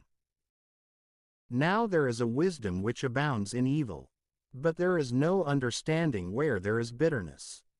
The knowledge of the wise will increase like a flood, and his counsel will continue like a fountain of life. The heart of the foolish is like a broken vessel, for it will not hold any wisdom. A knowledgeable man will praise any wise word he hears, and he will apply it to himself. The self-indulgent man has heard it, and it displeases him, and so he casts it behind his back. The talk of the foolish is like a burden on a journey. But in the lips of the understanding, grace will be found. The mouth of the prudent is sought in the church, and they will consider his words in their hearts. Like a house which has been demolished, says wisdom to the foolish. And the knowledge of the unwise is like meaningless words. Doctrine to the senseless is like fetters on the feet, and like chains on the 394 right hand. A foolish man lifts up his voice in laughter, but a wise man will not even laugh quietly to himself. Doctrine is to the prudent like a gold ornament, and like an armband on the right arm. The feet of the foolish step easily into his neighbor's house, but an experienced man will be apprehensive in the presence of the powerful. A senseless man will gaze through a window into the house, but a man who has been well taught will stand outside. It is foolish for a man to listen through the door, and a prudent man will be grieved at this disgrace. The lips of the imprudent will describe senseless things, but the words of the prudent will be weighed on a balance. The hearts of the foolish are in their mouths, but the mouths of the wise are with their hearts. Whenever the impious curse the devil, they curse their own soul. Those who whisper accusations defile their own souls, and they will be hated by all. And whoever abides with them will be hateful. The silent and understanding man will be honored.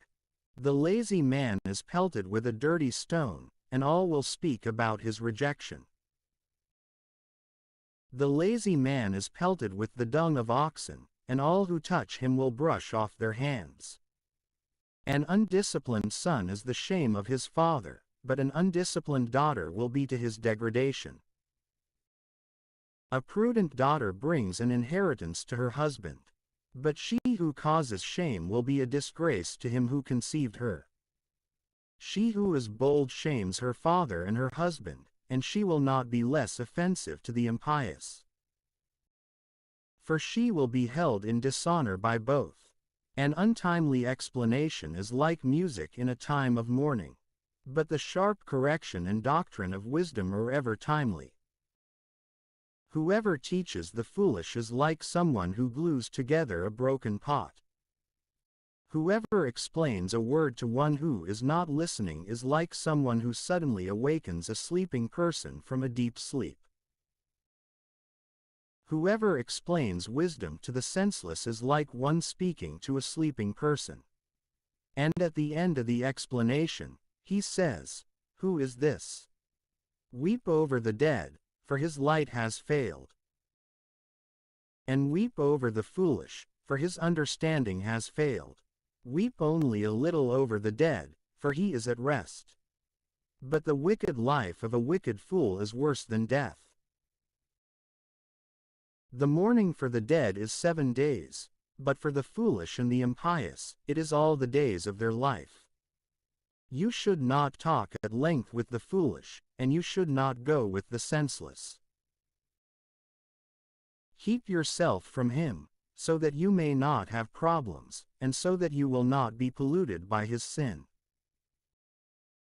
Turn away from him, and you will find rest, and you will not be discouraged by his foolishness. What is heavier than lead? And what else can he be called but foolish? Sand, and salt, and an iron weight. Are each easier to bear than an imprudent man, who is both foolish and impious? A bundle of wood strapped together in the foundation of a building will not be loosened. And similar is the heart that has been strengthened by thoughtful counsel. The thoughts of one who is understanding will not be corrupted by fear in any situation. Just as chaff in a high place, or a wall made of mortar without stones set within, will not continue against the face of the wind, so also a timid heart, and the thoughts of the senseless, will not withstand the forcefulness of fear. Despite a cowardly heart, the thoughts of the foolish will not fear any situation, yet neither will one who continues always in the precepts of God. He who jabs an eye produces tears, and he who jabs the heart produces understanding. He who throws a stone at birds will drive them away. So also, he who accuses his friend dissolves the friendship. But if you have drawn a sword against a friend, you should not despair, for there may be a way back. If you have opened a harsh mouth against a friend, you should not fear, for there may be a reconciliation. However, if there are accusations, or abuse, or arrogance, or the revealing of secrets, or a wound from deceitfulness, in all these cases, a friend will flee away.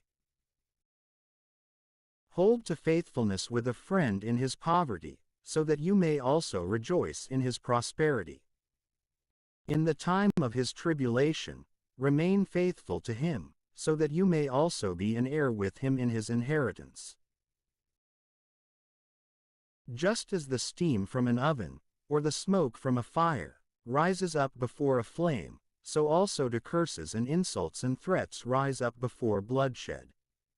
I shall not be ashamed to greet a friend, nor shall I hide myself from his face.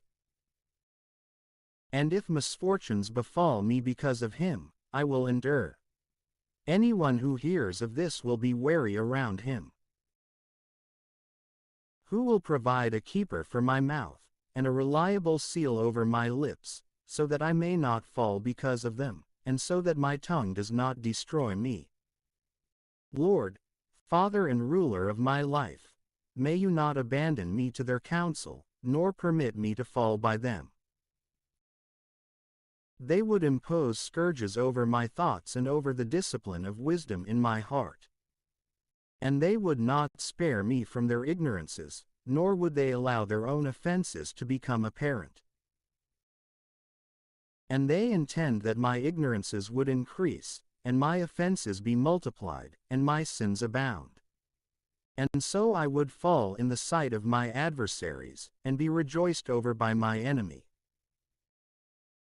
Lord, Father and God of my life, may you not abandon me to their plans. Do not leave me with the haughtiness of my eyes, and avert all desire from me. Take the desire of the body from me, and do not allow sexual desire to take hold of me, and do not permit an irreverent and senseless mind within me. O sons, listen to the doctrine of my mouth. For those who observe it will not perish by the lips, nor be scandalized into wicked works. A sinner is held by his own emptiness, and the arrogant and those who speak evil will be scandalized by these things. Do not allow your mouth to become accustomed to swearing oaths, for in this, there are many pitfalls. Truly, do not allow the naming of God to be continually in your mouth, and do not treat as if common the names of the holy ones. For you will not escape punishment by them. Just as a servant, continually interrogated, will not be without a bruise, so everyone who swears oaths and takes God's name will not be entirely free from sin. A man who swears many oaths will be filled with iniquity, and scourges will not depart from his house. And if he fails to fulfill it, his offense will be over him, and if he pretends he fulfilled it, he offends doubly. And if he swears an oath insincerely, he will not be justified. For his house will be filled with retribution for him. There is yet another kind of talk which faces death, let it not be found in the inheritance of Jacob. For all 395 these things will be taken away from the merciful, and they shall not wallow in offenses.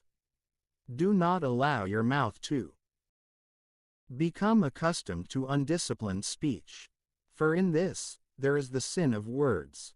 When you sit in the midst of great men, remember your father and mother.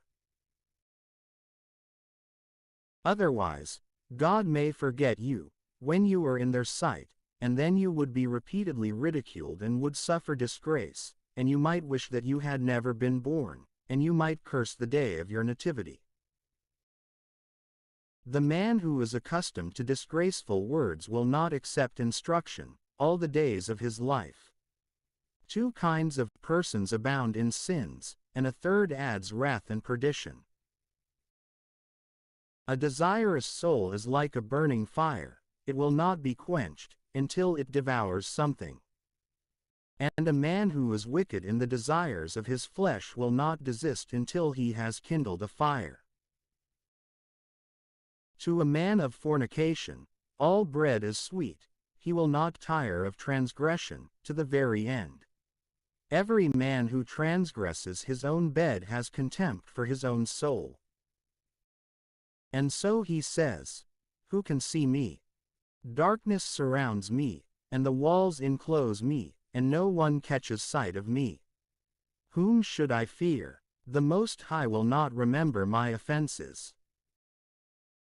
And he does not understand that God's eye sees all things. For fear within a man such as this drives away from him both the fear of God and the eyes of those men who fear God.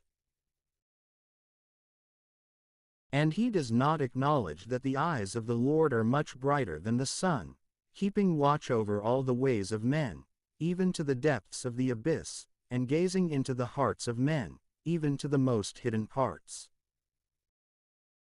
For all things, before they were created, were known to the Lord God. And even after their completion, he beholds all things. This man will be punished in the streets of the city, and he will be chased like a young horse. And in a place that he does not suspect, he will be captured. And because he did not understand the fear of the Lord, he will be in disgrace before all men, as will be every woman, too, who abandons her husband and establishes an inheritance by marriage to another man. For first, she was unbelieving of the law of the Most High. Second, she offended against her husband. Third, she fornicated by adultery, and so established her children by another man. This woman will be led into the assembly, and she will be stared at by her children. Her children will not take root, and her branches will not produce fruit. She will leave behind her memory as a curse, and her infamy will not be wiped away. And those who are left behind will acknowledge that there is nothing better than the fear of God, and that there is nothing sweeter than to have respect for the commandments of the Lord. It is a great glory to follow the Lord. For length of days will be received from him. Wisdom will praise her own mind, and she will be honored by God, and she will be glorified in the midst of her people. And she will open her mouth in the churches of the Most High, and she will be glorified in the sight of his virtue. And in the midst of her own people, she will be exalted. And she will be admired by the holy assembly. And she will have praise within the multitude of the elect. And she will be blessed among the blessed. And she will say, I went forth from the mouth of the Most High, as the firstborn before all creatures. I caused an unfailing light to arise in the heavens. And I covered all the earth like a cloud. I lived in the highest places, and my throne is in the pillar of a cloud. I alone have encompassed the circuit of heaven, and have penetrated to the depths of the abyss, and have walked upon the waves of the sea, and have stood upon the whole earth. And among every people, and in every nation, I have held primacy. And by virtue, I have tread upon the hearts of all, the great and the lowly. And I have sought my rest in all of them. And I will continue, as the inheritance of the Lord. Then the Creator of all things instructed and spoke with me, and the one who created me rested in my tabernacle. And he said to me, Let your dwelling place be with Jacob, and let your inheritance be in Israel, for you shall take root among my elect. From the beginning, and before the world, I was created. And even unto the future world, I will not cease to exist. For I have ministered before him in the holy habitation. And in this way, I was established in Zion. And likewise, in the holy city, I found rest. And my authority was in Jerusalem. And I took root among an honorable people, within the portion of my God, within his inheritance. And so my abode is in the full assembly of the saints. I was exalted like a cedar in Lebanon and like a cypress on Mount Zion. I was exalted like a palm tree in Kadesh and like a rose bush in Jericho. I was exalted like a beautiful olive tree in the plains, and like a sycamore tree beside the waters along a wide road. I gave off an aromatic fragrance like cinnamon or balsam. I produced a sweet odor like the best myrrh. And I perfumed my dwelling place with sweet gum, and aromatic resin, and flower petals, and aloe, as well as the finest cedar from Lebanon. And my fragrance is like undiluted balsam. I have extended my branches like a terebinth tree, and my branches are of honor and grace. Like the vine, I have borne the fruit of a sweet fragrance. And my flowers are the fruit of honor and integrity. I am the mother of the beauty of love, and of fear, and of knowledge, and of holy hope. All grace of the way and of the truth is in me. All hope of life and of virtue is in me. Journey toward me, all you who desire me, and be filled by my harvest. For my spirit is sweeter than honey, and my inheritance is better than honey and the honeycomb. My memory is for the generations of all ages. Whoever consumes me will hunger still, and whoever drinks me will thirst still. Whoever listens to me will not be confounded, and whoever acts in me will not sin. Whoever elucidates me will have eternal life.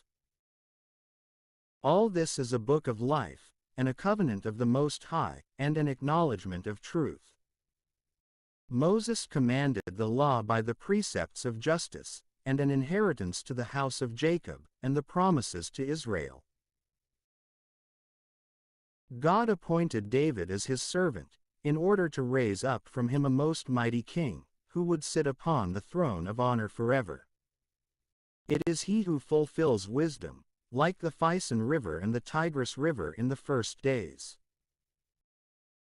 It is he who fulfills understanding, like the river Euphrates.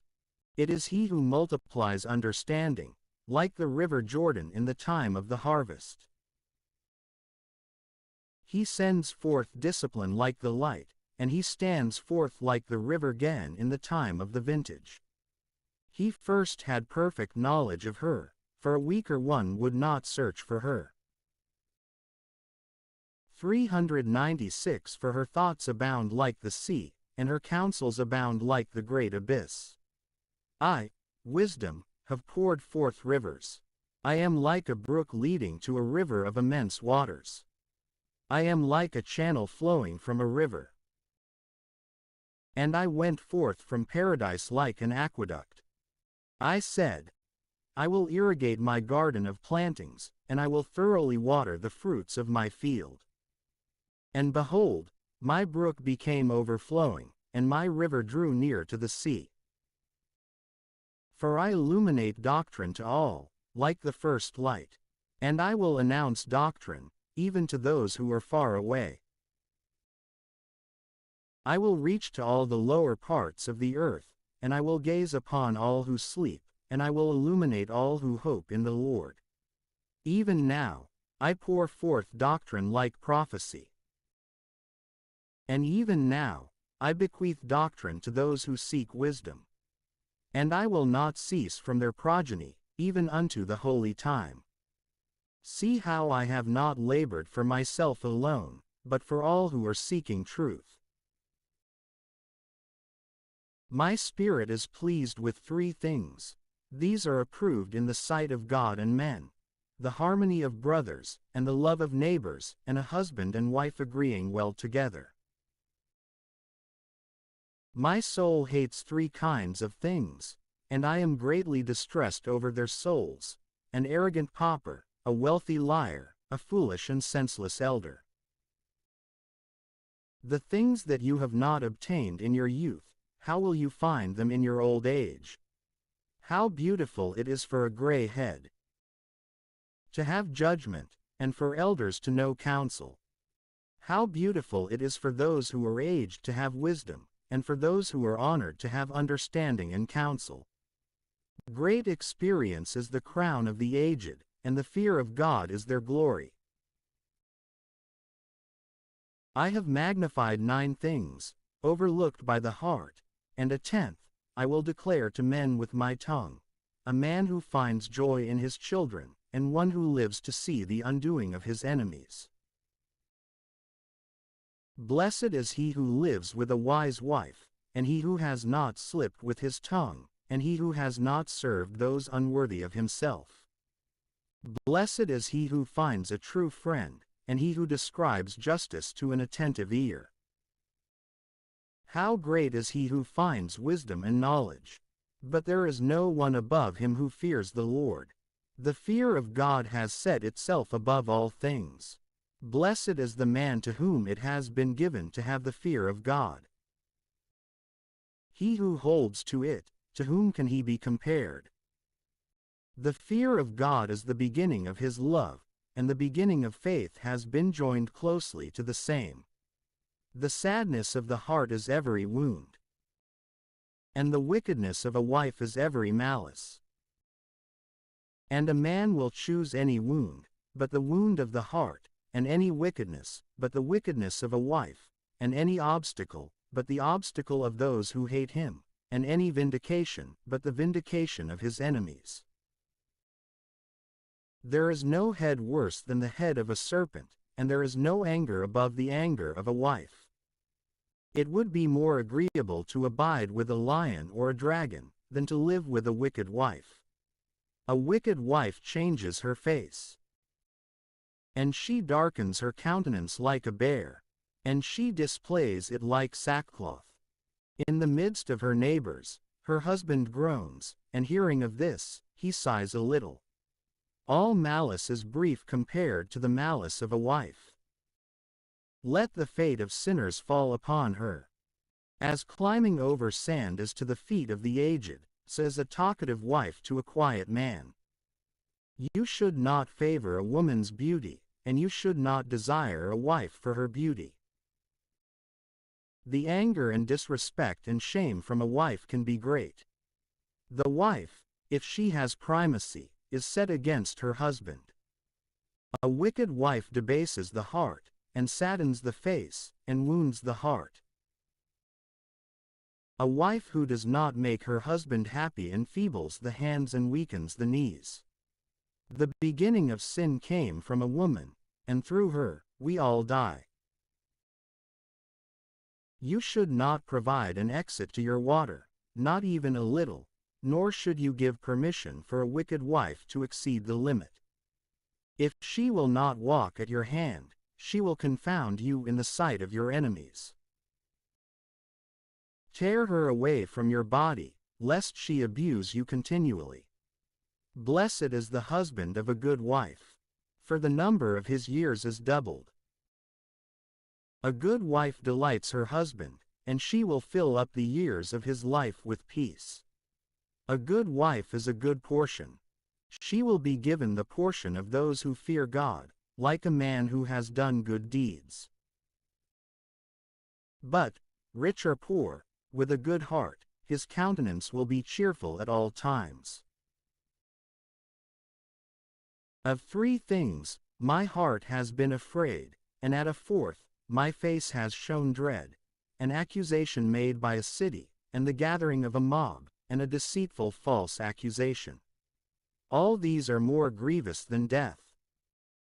A jealous wife is a grief and a mourning to the heart. In a jealous wife, there is a scourge of the tongue, which communicates with everyone. Like a yoke of oxen being provoked, so also is a wicked wife.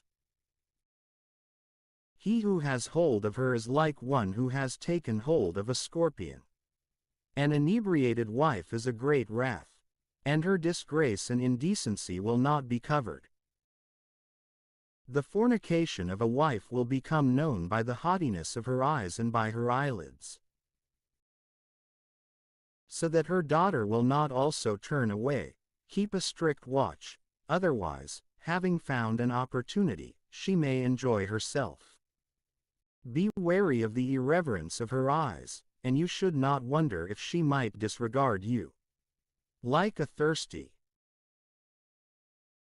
traveler, she will open her mouth to the fountain, and she will drink from every water nearby, and she will sit down beside every fence post, and she will open her quiver to every arrow, until she becomes weary.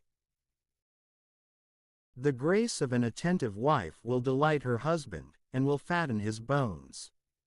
Her discipline is a gift from God. Such is an understanding and quiet wife, for there is no substitution for a well-instructed soul. A holy and contrite wife is grace upon grace, and no amount of money is equal to the value of a soul with self-restraint. Like the sun rising over the world in the high places of God, so the beauty of a good wife is the adornment of her house. Like a lamp shining atop a holy lampstand, says the beauty of a face in the mature stage of life. Like golden pillars upon bases of silver, so are the firm feet of a mature wife upon the soles of her feet. Like everlasting foundations upon a solid rock, so are the commandments of God in the heart of a holy wife. By 2 things, my heart is greatly saddened, and at a 3rd, anger overwhelms me: a man of war failing because of dire need, and an understanding man treated with contempt, and anyone who crosses over from justice to sin. God has prepared such a one for the spear. 397 2 kinds of things have seemed difficult and dangerous to me. A merchant will not be easily freed from his negligence, and a shopkeeper will not be justified by the sins of his lips. Because of need, many have sinned, and whoever seeks to be enriched, averts his eye. Like a post fixed in the middle of adjoining stones, so also will sin become wedged between selling and buying. Sin will be crushed with the one who sins. If you do not hold yourself steadfastly to the fear of the Lord, your house will be quickly overthrown. Just as the dust remains when one shakes a sieve, so will the doubt of a man remain in his thoughts. The furnace tests the potter's vessels, and the trial of the tribulation tests just men. As the pruning of a tree reveals its fruit, so does a word reveal the thoughts in the heart of a man. You should not praise a man before he speaks, for such is the testing of men. If you pursue justice, you will obtain it. And you will be clothed with justice, as with a long robe of honor. And you will live with justice. And justice will protect you continually. And on the day of reckoning, you will find a strong foundation. Birds flock to their own kind. And truth will return to those who practice it. The lion lies in wait for its prey continually. So also do sins lie in wait for those who work iniquity. A holy man persists in wisdom like the sun. But a senseless man changes like the moon. In the midst of the senseless, retain a word for the proper time. But be continually in the midst those who are thoughtful. The discussions of sinners are hateful, and their laughter is a delight in sin. The speech that swears many oaths will cause the hair of the head to stand upright, and its irreverence will cause the ears to be blocked. The shedding of blood is in the quarrels of the arrogant, and their evil talk is grievous to hear. Whoever discloses the secret of a friend breaks faith, and he will not find a friend for his soul. Love your neighbor, and be united with him faithfully. But if you disclose his secrets, you should not continue to follow after him. For like a man who destroys his friend, so also is he who destroys the friendship of his neighbor. And like someone releasing a bird from his hand, so have you abandoned your neighbor, and you will not obtain him again. You should no longer seek him, for he is now far away, he has fled like a roe deer from a snare. For his soul has been wounded. You will no longer be able to bind his wound. For there may be a reconciliation from cursing. But to disclose the secrets of a friend is the hopeless act of an unhappy soul. One who winks with the eye fabricates iniquity, and no one will cast him aside. In the sight of your eyes, he will sweeten his mouth, and he will admire your talk. But at the very end, he will pervert his mouth, and he will offer a scandal from your own words. I have hated many things, but I have not done as he has done, and the Lord will hate him. Whoever throws a stone straight up will find that it falls on his own head. And a deceitful wound will return to wound the deceitful. And whoever digs a pit will fall into it. And whoever positions a stone against his neighbor will stumble over it. And whoever lays a trap for another will perish by it. Whoever sets in motion a wicked plan will find that it rolls back over him, and he will not know from which direction it will arrive. Mockery and derision are of the arrogant, and vengeance will lie in wait for them, like a lion. Whoever enjoys the fall of the just will perish in a snare, and grief will consume them before they die. Anger and fury are both abominable, and the sinful man will be held by them. Whoever wishes for vengeance will find vengeance from the Lord, and he will surely be attentive to his sins. Forgive your neighbor, if he has harmed you, and then your sins will be forgiven you when you pray. A man holds on to anger against another man, and does he then seek a remedy from God? He has no mercy on a man like himself, and does he then entreat for his own sins? He who is but flesh holds on to anger, and does he then request forgiveness from God? Who can obtain pardon for his sins in this way? Remember your very end, and let animosities cease. For corruption and death are suspended over his commandments. Remember the fear of God, and do not be angry with your neighbor. Remember the covenant of the Most High, and overlook the ignorant offenses of your neighbor. Refrain from strife, and you will diminish your sins. For an ill-tempered man inflames conflict, and a sinful man troubles his friends, and he casts hostility into the midst of those who have peace. For the fire burns according to the wood of the forest, and the anger of a man burns according to the strength of the man. And according to his resources, he will exalt his anger. A hasty contention kindles a fire, and a hasty quarrel sheds blood, and an accusatory tongue brings death. If you blow on a spark, it will increase to a fire. But if you spit on it, it will be extinguished. Both of these proceed from the mouth. The double-tongued whisperer is accursed, for he has disturbed many who had peace. A third tongue has stirred up many, and has scattered them from nation to nation. It has destroyed the walled cities of the wealthy, and has undermined the houses of the great. It has cut down the virtues of the peoples, and has broken strong nations. A third tongue has cast down virtuous women, and has deprived them of their labors. Whoever favors it will not have rest, nor will he have a friend in whom he may find peace. The wound of a whip causes a bruise, but the wound of the tongue will crush the bones. Many have fallen by the mouth of the sword, but not as many as have perished by their own tongue. Blessed is he who is protected from a wicked tongue, who has not gone over to its wrath, and has not pulled its yoke, and has not been bound by its chains. For its yoke is a yoke of iron, and its chains are chains of brass. Its death is a most wicked death, and hell is more useful than it is. Its continuance will not be permanent, but it will take hold of the ways of the unjust.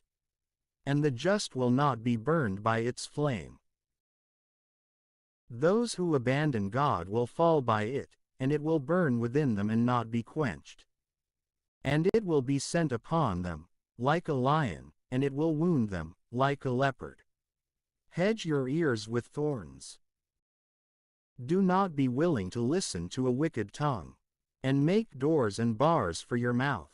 Melt down your gold and your silver, and make a scale for your words, and an upright bridle for your mouth.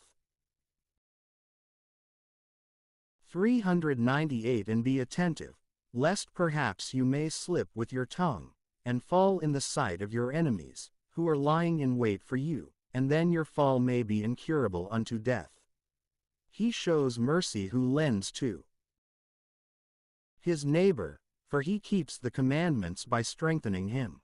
Lend to your neighbor in his time of need, and receive it again from your neighbor in his time. Keep your word, and act faithfully with him, and then you will find whatever you need in every time. Many have treated a loan like found money, and they offered trouble to those who helped them. Until they receive, they kiss the hands of the giver, and they humble their voice in promises. But at the time of repayment, they will ask for more time, and they will speak annoying and complaining words, and they will make excuses for the time. Then, if he is able to repay, he will turn away. He will pay barely 1/2, and he will consider it as if he had found it. But if not, then he will defraud him of his money, and he will have him as an enemy without cause. And he will repay him with accusations and curses, and he will repay him with contempt, instead of with honor and kindness. Many have refused to lend, not because of wickedness, but because they were afraid to be defrauded without cause. Yet truly, be more steadfast toward the humble, and you should not delay in acts of mercy toward them. Assist the poor because of the commandment, and you should not send him away empty because of his dire need. Lose your money to your brother and your friend, for you should not hide it under a stone to be lost. Let your treasure be in the precepts of the Most High, and it will benefit you more than gold. Store your alms in the hearts of the poor, and it will obtain help for you against all evil. Better than the shield or the lance of a powerful man, it will fight for you against your enemy. A good man offers credit for the sake of his neighbor, but one who abandons him to himself will perish in shame. You should not forget the kindness of your benefactor, for he has offered his life on your behalf. The sinner and the unclean flee from such promises. A sinner attributes to himself the goods of his loan, and an ungrateful mind will abandon the one who has freed him. A man offers credit to his neighbor, but when he will have lost respect, he will abandon him. A wicked promise has destroyed many who had good intentions, and has tossed them like a wave on the ocean. It has caused powerful men to travel around, and they have wandered amid foreign nations. A sinner transgressing the commandment of the Lord will fall into a wicked promise, and he who undertakes many things will fall into judgment. Help your neighbor to recover according to your ability, but attend to yourself, lest you also fall. The primary need in a man's life is water and bread, and clothing, and a house to protect modesty. A pauper's food under a roof of boards is better than a splendid feast on a sojourn away from home. Let yourself be pleased with little instead of much, and you will not hear the reproach of being away from home. It is a wicked life to go from house to house as a guest. For wherever he is a guest, he will not act confidently, nor open his mouth. He will entertain, and feed, and give drink to the ungrateful, and beyond this, he will listen to bitter words. Go, my guest, and set the table, and let others eat from what you have in your hand. Depart from the honored face of my friends, for it has become necessary for my house to host my brother instead. These things are grievous to a man having understanding, to take advantage of a household, and to reproach a lender. He who loves his son will frequently chastise him, so that he may be happy in the very end, and not grope for the doors of his neighbors. He who instructs his son will be praised over him and will glory in him, in the midst of his household. He who teaches his son will make his enemy jealous, and in the midst of his friends, he will glory in him. When his father has died, it will be as if he were not dead. For he will have left behind someone who is like himself. In his life, he saw him and rejoiced in him. And at his passing, he was not sorrowful, nor was he confounded in the sight of his enemies. For he left behind himself a defender of his house against his enemies, and someone who will repay his friends with kindness. For the sake of the souls of his sons, he will bind up his wounds, and at every voice, his gut will be stirred up. An untamed horse becomes stubborn, and a child left to himself becomes headstrong. Coddle a son, and he will make you afraid. Play with him, and he will make you sorrowful. You should not laugh with him, otherwise you may have grief, and in the end, your teeth be clenched. You should not give him power in his youth, but you should not despise his thoughts. Bow down his neck in his youth, and slap his sides while he is a child, lest perhaps he may become stubborn, and then he will not trust you, and so he will bring sorrow to your soul. Instruct your son, and work with him, lest you give offense by his shameful behavior. Better is a healthy pauper with a strong constitution, than a wealthy man who is weak and afflicted by maladies. A healthy soul with the sanctity of justice is better than all the gold and silver. And a sound body is better than immense revenues. There is no revenue above the revenue of a healthy body. And there is no delight above a joyful heart. Death is better than a bitter life. And eternal rest is better than continual sickness. Good things hidden in a closed mouth are like seats at a feast placed around a grave. What benefit is there in an offering to an idol? For it can neither eat, nor smell. So is he who flees from the Lord, carrying the wages of his iniquity. He sees with his eyes and groans, like a eunuch who embraces a virgin and sighs. You should not give your soul to sadness, and you should not afflict yourself by your own counsel. The gladness of the heart is the life of a man, and it is a treasure of sanctity without defect. And the exultation of a man is length of life. Take pity on your own soul by pleasing God, and show self-restraint.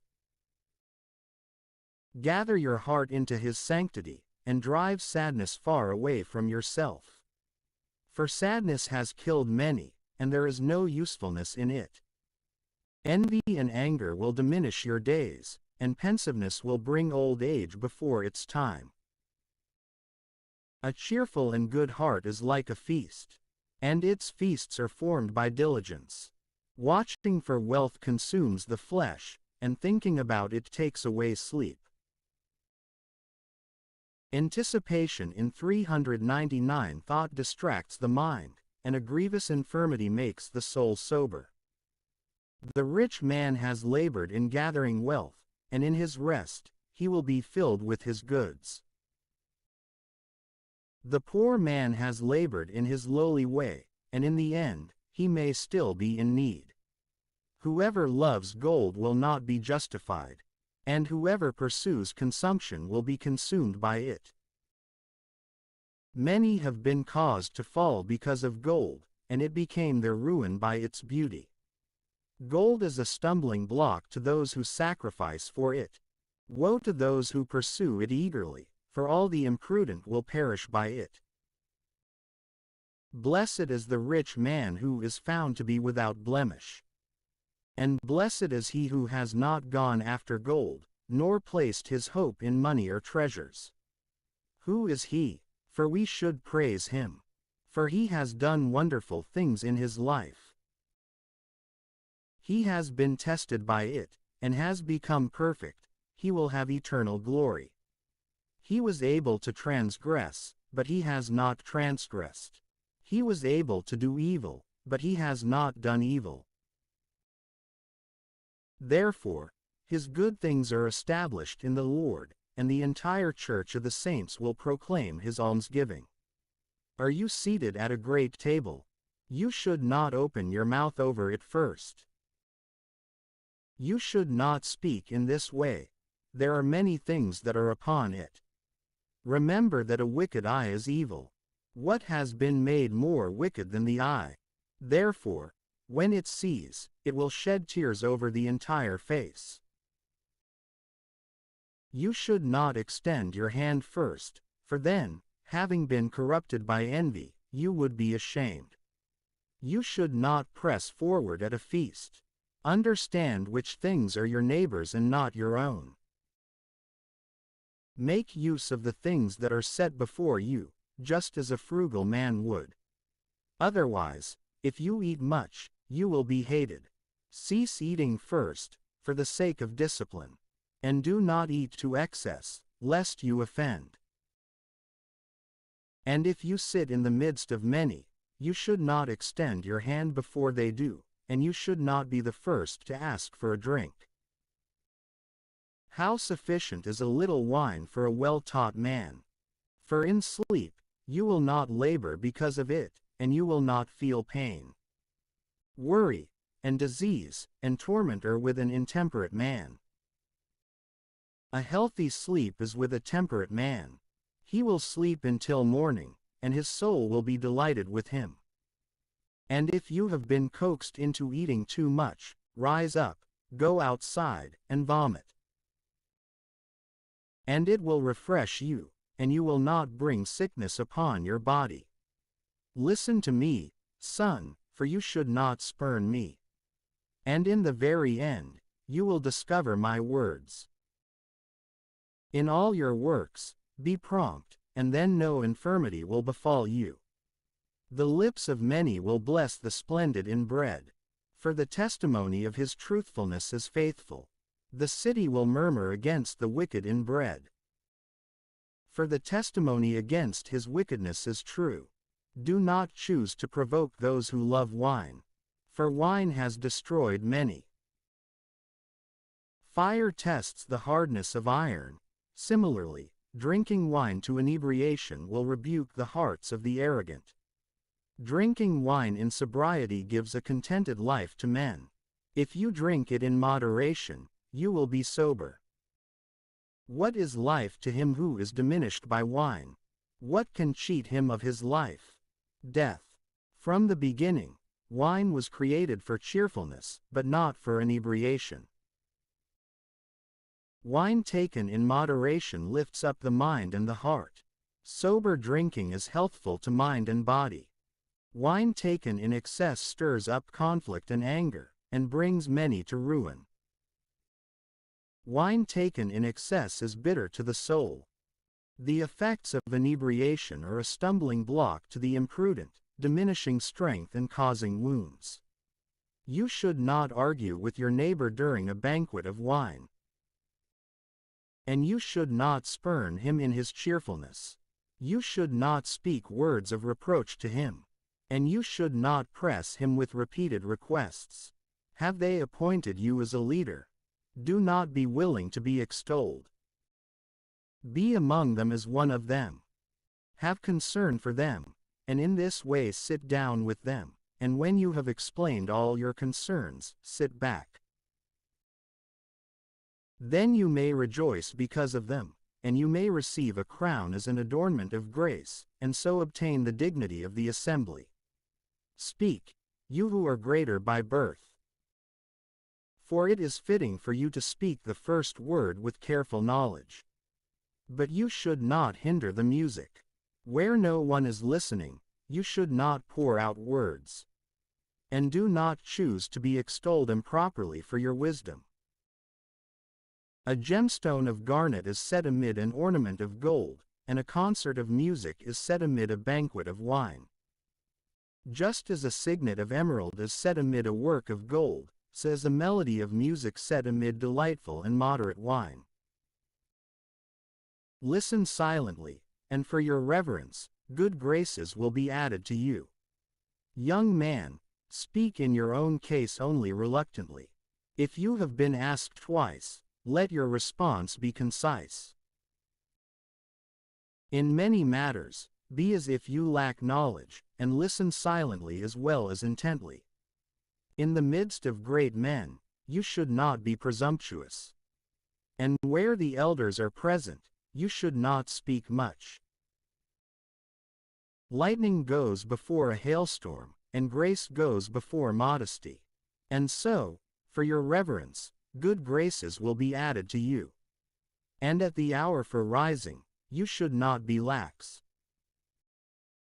Later, be the first to run ahead to your house, and there withdraw, and there take your pastime. And act according to your intentions, but not in sin and not in arrogant speech. And for all these things, bless the Lord, who made you, and who fills you to overflowing with all his good things. Whoever fears the Lord will accept his doctrine, and whoever watches for him diligently will find a blessing. Whoever seeks the law will be filled from the law, but whoever acts with treachery will be scandalized by treachery. Those who fear the Lord will find just judgment, and they will kindle justice like a light. A sinful man will shun correction, and he will find a rationalization in accord with his own will. A man of counsel will not reject understanding. A strange and arrogant man will not be disturbed by fear. Even so, after he has acted out of fear and without counsel, he will be rebuked by his own criticism. Son, you should do nothing without counsel, and then you will not regret what you have done. You should not go into the way of ruin, and you then will not stumble on stones. You should not commit yourself to a laborious way, otherwise, you may set up a scandal against your own soul. And be cautious concerning your own sons. And be attentive to those of your own household. In all of your works, trust your soul to faith. For this is the keeping of the commandments. Whoever believes God attends to the 400 commandments. And whoever trusts in him will not be diminished. No evils will befall one who fears the Lord. Instead, God will preserve him during temptation and will free him from evils. A wise man does not hate the commandments and the justices, and so he will not be thrown about violently, like a ship in a storm. A man of understanding puts his faith in the law of God, and so the law is faithful to him. Whoever would resolve a dispute will prepare a word, and so, having prayed, he will be heard. And he will observe discipline, and then he will respond. The heart of a fool is like the wheel of a cart, and his thoughts are like a turning axle. A friend who is a whisperer is like an untamed horse. He neighs under anyone who sits upon him. Why does day follow after day, and light follow after light, and year follow after year, in accord with the sun? By the knowledge of the Lord, they were arranged, after the sun was made, in keeping with his command. And so, the seasons changed, with their feast days. And according to them, they celebrated the feast days, in their hour. Some of them, God exalted and magnified, and some of them, he set amid the ordinary days. And all men are from the ground, and from the earth, from which Adam was created. With a multitude of disciplines, the Lord has distinguished them and diversified their ways. Some of them, he has blessed and exalted. And some of them he has sanctified and placed close to himself. And some of them, he has cursed and brought low, and he has turned them from their station. Just as the clay is in the potter's hand, so as to form and to shape it, so are all his ways in accord with his dispensation, and so is man in the hand of the one who made him. And he will repay him according to his judgment. Good is against evil, and life is against death, so also is a sinner against a just man. And so should you consider all the works of the Most High, 2 and 2, and one against another. And I awakened at the very end, and I was like one who gathers grapes after the grape-gatherers. I, too, have hoped in the blessing of God, and I have filled the winepress like one who gathers grapes. Consider how I have not labored for myself alone, but for all who are seeking discipline. Listen to me, you great ones, with all the peoples. And incline your ears, you rulers of the church. You should not give authority over yourself to a son or wife, to a brother or friend, in your life. And you should not give your estate to another, lest perhaps you may regret it, and then you would be begging for the same. While you are still living and breathing, let no one among all flesh change you. For it is better if your children petition you, than if you look toward the hands of your children. In all your works, be preeminent. You should not allow a blemish upon your glory. On the day of the consummation of the days of your life, at the time of your passing, distribute your inheritance. Fodder and a rod and a burden are for a donkey, bread and discipline and work are for a servant. He works under discipline, and he seeks rest. Allow his hands to be idle, and he seeks liberty. The yoke and the strap bend a stiff neck, and continual labors bend a servant. Torture and chains are for a malevolent servant. Send him to work, so that he may not be idle. For idleness has taught much evil. Appoint him to a task, for this is fitting for him. And if he will not be obedient, bend him with chains. But you should do no more than any flesh can bear. Truly, you should do nothing grievous without judgment. If you have a faithful servant, let him be to you like your own soul. Treat him like a brother. For you have obtained him by the blood of your soul. If you harm him unjustly, he will turn away and flee. And then, when he lifts himself up and departs, you will not know whom to ask, or in what way to seek him. The hopes of a senseless man are empty and false, and dreams extol the imprudent. Like one who chases a shadow and pursues the wind, so also is one who pays attention to lying visions. In the vision of dreams, one thing represents another, as when a mask is before the face of a man. What can be cleansed by the unclean? And what truth can be spoken from a lie?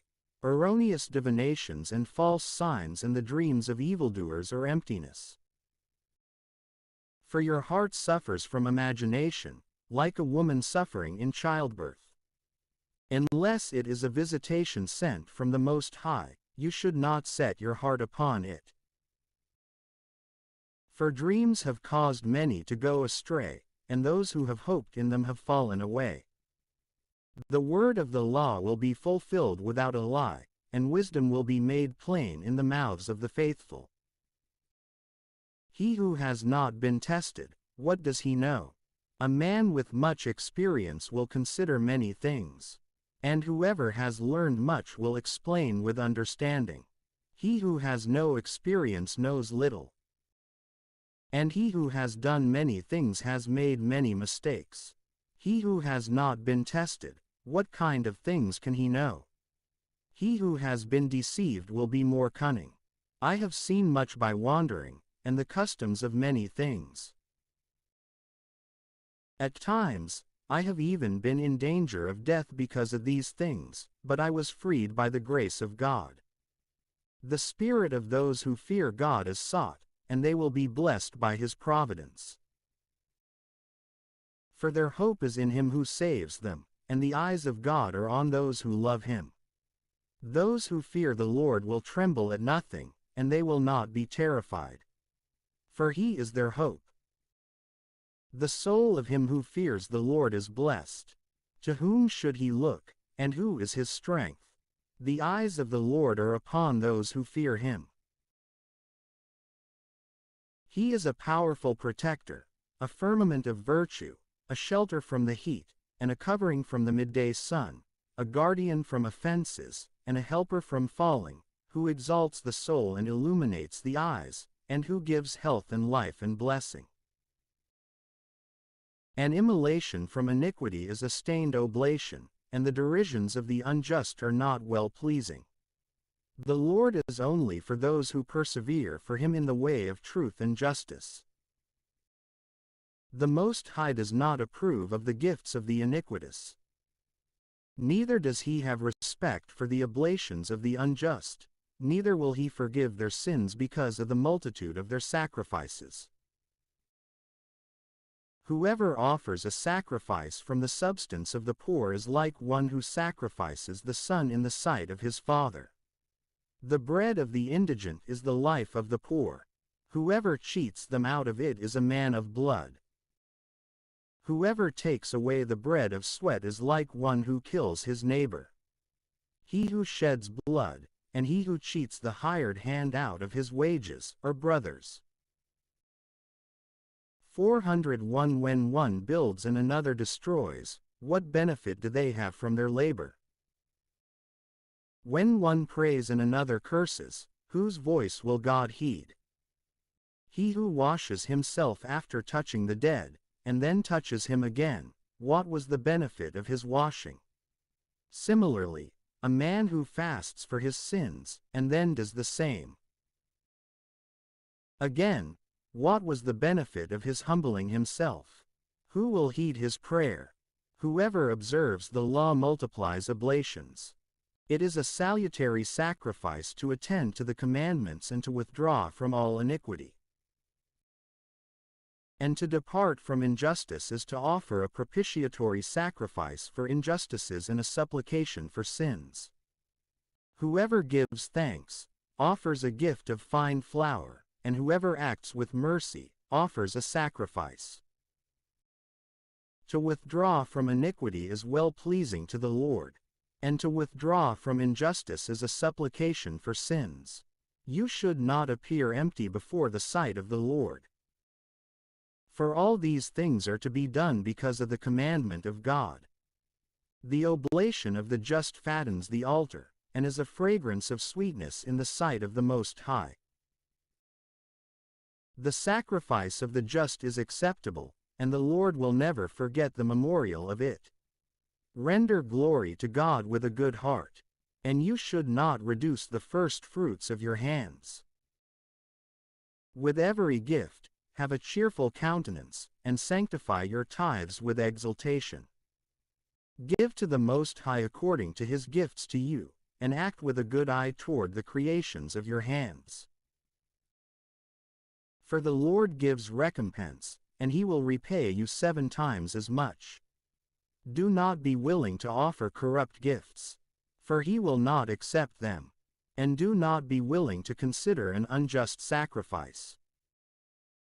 For the Lord is the judge, and with him there is no favoritism toward anyone. The Lord will not accept favoritism against the poor, but he will heed the prayer of one who has been harmed. He will not despise the prayers of the orphan, nor of the widow, if she utters a lamenting complaint. Do a widow's tears not run down her cheek? And will her outcry not cause their downfall? For from her cheek, her tears ascend even to heaven. And the Lord, the one who listens, will not take delight in them. Whoever adores God with joy will be accepted, and his prayer will reach even to the clouds. The prayer of one who humbles himself will pierce the clouds. And it will not be consoled until it draws near, and it will not withdraw until the Most High beholds. And the Lord will not delay, and he will judge for those who are just, and he will accomplish judgment. And the Almighty will not have patience with them, so that he may crush their back. And he will repay vengeance to the Gentiles, until he has taken away the multitude of the arrogant, and broken the scepters of the iniquitous, until he has rendered to men according to their deeds, and according to the works of Adam, and according to his presumption, until he has judged the judgment of his people. And he will delight the just with his mercy. The mercy of God is beautiful in the time of tribulation, like a rain cloud in the time of drought. O God of all, take pity on us, and look with favor on us, and show us the light of your compassion. And send your fear upon the Gentiles, who have not sought you, so that they may acknowledge that there is no God except you, and so that they may declare your great deeds. Lift up your hand over unbelieving nations, so that they may see your power. For just as, in their sight, you have been sanctified in us, so also, in our sight, you will be magnified in them. So may they know you, as we also have known you. For there is no God apart from you, O Lord. Renew your signs, and work new wonders. Glorify your hand and your right arm. Stir up your fury, and pour out your wrath. Take away our adversary, and afflict our enemy. Hasten the time, and remember the end, so that they may declare your miracles. Let those who escape be devoured by the wrath of fire. And let those who harass your people find perdition. Crush the head of the leaders of the enemies, for they say, there is no other beside us. Gather together all the tribes of Jacob, so that they may acknowledge that there is no God except you, and so that they may declare your great deeds. And you will inherit them, as from the beginning. Take pity on your people, over whom your name has been invoked, and on Israel, whom you have treated as your firstborn. Take pity on Jerusalem, the city of your sanctification, the city of your rest. Fill Zion with your ineffable words, and fill your people with your glory. Give testimony to those who have been your creations from the beginning, and lift up the prophecies which the former prophets spoke in your name. Give a reward to those who endure for you, so that your prophets may be found to be faithful. And heed the prayers of your servants, in accord with the blessing of Aaron over your people. And direct us in the way of justice, and let all who inhabit the earth know that you are God, the beholder of all ages. The belly can devour any food, yet one meal is better than another. The palate tests the meat of wild animals, and the understanding heart tests false words. A corrupt heart will cause grief, and a man of experience will resist it. A woman can receive any male, yet one daughter is better than another. The beauty of a wife cheers the face of her husband, and rises above his desire, above all the desires of man. If she offers healing words, then she both comforts and shows mercy, and so her husband is not like other men. He who holds to a good wife establishes a possession. She is a helper in agreement with him, and she is a pillar of rest. Where there is no hedge, a possession will be trampled, and where there is no wife, he will mourn her absence. Who will trust one who has no nest, and who conceals himself wherever his course may take him, like a well-equipped robber passing from city to city? Every friend will say, I also am a close friend. But there is a friend who is a friend in name only. Is this not a grief even unto death? But a companion and friend may turn into an enemy. O wicked presumption! From what were you created that you would cover the dry land with your malice and deceitfulness? A companion may rejoice with his friend in good times, but in a time of tribulation, he will be an adversary. There is a companion who commiserates with a friend for the sake of the stomach, but he will shield himself from the enemy. 402 You should not forget your friend in your soul, and you should not be unmindful of him in your wealth. Do not choose to consult with someone who waits in ambush for you. And hide your counsel from those who rival you. Every counselor offers advice, but some are counselors only for themselves. Guard your soul from a counselor, and know beforehand what his interests are, for he will form thoughts from his own soul. Otherwise, he may set a signpost in the ground, and he may say to you, your own way is good. But then he will stand at a distance to see what befalls you. Do not discuss holiness with an irreligious man, nor justice with one who is unjust. You should not speak with a woman about her who is a rival, nor with a coward about war, nor with a merchant about exaggeration, nor with a buyer about selling, nor with a spiteful man about giving thanks, nor with the impious about piety, nor with the dishonest about honesty, nor with the field worker about other kinds of work, nor with a worker hired for a year about the end of the year, nor with a lazy servant about great works. You should pay no heed to these persons in any matter of counsel. But be continually with a holy man, with anyone whom you know to observe the fear of God, whose soul is in agreement with your own soul, and who, when you falter in the dark, will share your sorrows. And establish a heart of good counsel within yourself, for there is nothing of greater usefulness to you than this. At any time, the soul of a holy man declares more truths than 7 vigilant watchmen sitting in a high place. But concerning all things, pray to the Most High, so that he may direct your way in truth. In all your works, let a true word precede you, with steadfast counsel before every deed. A wicked word can change the heart. From the heart 4 kinds of things arise, good and evil, life and death, and the tongue is continually their ruler.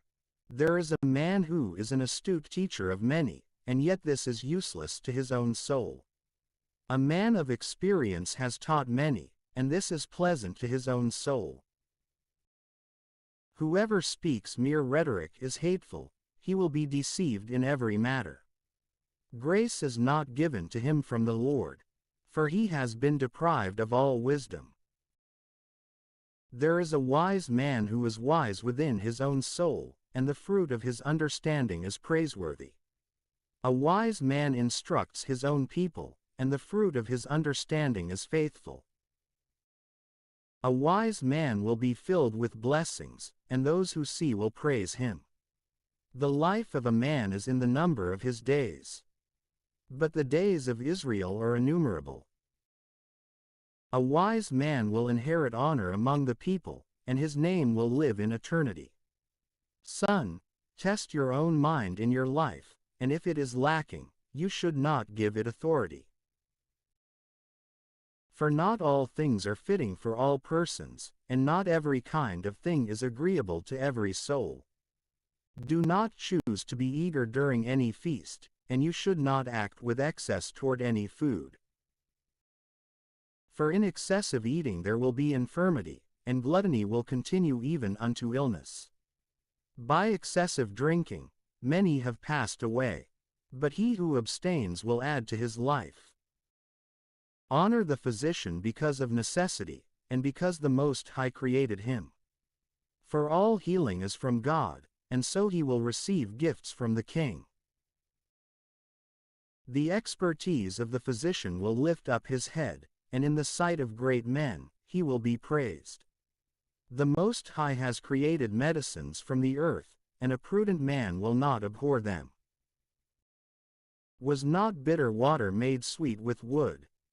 The benefits of these things is recognized by men, and the Most High has given this knowledge to men, so that he may be honored in his wonders. By these things, he will cure or mitigate their suffering, and the pharmacist will make soothing ointments, and he will form healing medicines, and there will be no end to his works. For the peace of God is upon the surface of the earth.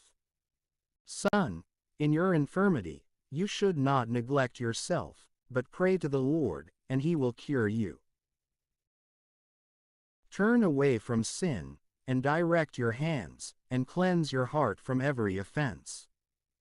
Give a sweet offering, and a memorial of fine flour, and fatten your oblation, but also give a place to the physician. For the Lord created him, and so, do not let him depart from you, for his works are necessary. For there is a time when you may fall into their hands. Truly, they will beseech the Lord, so that he may direct their treatments and cures, for the sake of their way of life. He who sins in the sight of the one who made him will fall into the hands of the physician. Son, shed tears over the dead, and begin to weep, as if you had suffered dreadfully. And according to judgment, cover his body, and you should not neglect his burial. And though you will sink down into bitterness, bear his mourning for one day, and then be consoled in your sadness. And carry out his mourning, according to his merit, for 1 or 2 days because of this loss. Yet sadness hastens death and overwhelms strength, and the sorrow of the heart bows down the neck. When one is taken away, sorrow remains, but the resources of a destitute man is found in his heart. You should not give your heart over to sadness, but push it away from you. And remember the very end. Do not be willing to forget this, for there is no turning back. Otherwise, it will not benefit you, and you will cause great harm to yourself. Call to mind my judgment, for so shall it be for you also. Yesterday is mine, and today is yours. When the deceased is at rest, let his memory rest also. And console him at the departure of his spirit. The wisdom of a scribe is found in his time of leisure. So whoever has less to do will gain wisdom, With what wisdom will someone be filled who holds the plow, and who boasts of the cattle prod that drives the oxen forward, and who is occupied in these labors, and whose only conversation is about the offspring of bulls? He will give his mind over to the plowing of furrows, and his vigilance to the fattening of the cows. Similarly, every craftsman and artisan, who crafts in the night as well as in the day, who sculpts graven seals, and who, by his diligence, varies the image, will give his mind over to the likeness of the image. And he will complete the work by his vigilance. The blacksmith, sitting by his anvil and considering a work of iron, is similar. The steam from the fire singes his flesh, and he struggles against the heat of the furnace. The voice of the hammer is ever in his ears, and his eye is upon the pattern of the ironwork. He gives his heart to the completion of his work, and his vigilance adorns it to perfection. The potter, sitting at his work and turning the wheel with his feet, is 403 similar. He has settled into a continual concern for his work, and there is a rhythm in all that he does. He forms the clay with his arm, and he bends his strength over his feet. He will give his heart over to the completion of the glazing, and his vigilance to the cleansing of the furnace. All these persons trust in their own hands, and each one is wise in his own art. Without these persons, a city is not built, but they will neither inhabit nor walk around in the city. And they will not go across to the church. They will not sit upon the seats of judges, and they will not understand a decree of judgment. And they will not make clear discipline and judgment, and they will not be found to understand parables. But they will strengthen the state of the world, and their prayer will be in their artistic works, applying their soul, and searching the law of the Most High. A wise man will seek the wisdom of all the ancients, and he will be occupied in the prophets. He will preserve the words of renowned men, and he will enter with them into the subtleties of parables. He will search for the hidden meanings of proverbs, and he will become familiar with the mysteries of parables. He will minister in the midst of great men, and he will appear in the sight of the foremost leader. He will pass through the land of foreign nations, for he will test good and evil among men. At first light, he will offer his heart with watchfulness to the Lord who made him, and he will pray in the sight of the Most High. He will open his mouth in prayer, and he will make supplication for his offenses. For if the great Lord is willing, he will fill him with the spirit of understanding. And he will send forth the eloquence of his wisdom like rain showers, and in his prayer, he will confess to the Lord. And he will direct his counsel and his discipline, and he will meditate on his mysteries. He will make the discipline of his doctrine clear, and he will glory in the law of the covenant of the Lord. Many persons will together praise his wisdom, and it will never be abolished, for all ages. The memory of him will not fade away, and his name will be sought from generation to generation. The peoples will declare his wisdom, and the church will announce his praise. While he remains, he leaves behind a name greater than 1,000, and when he will rest, it will be to his benefit. I will meditate further, so that I may explain, for I have been filled with a passion. In a voice, he says, "Listen to me, divine fruits. You shall bear fruit, like roses planted beside streams of waters. You shall have a sweet fragrance, like the cedars of Lebanon. Blossom with flowers, like the lily, and diffuse a fragrance, and sprout leaves in grace, and give praise with canticles, and bless the Lord in his works. Give magnificence to his name, and confess to him with the voice of your lips and with the canticles of your mouth and with stringed instruments. And in so praising him, you will confess, all the works of the Lord are very good. At his word, the waters stood still, as if piled together. And at the words of his mouth, the waters were contained, as if in basins of water. For it is made pleasing by his precept, and there is no decrease in his salvation.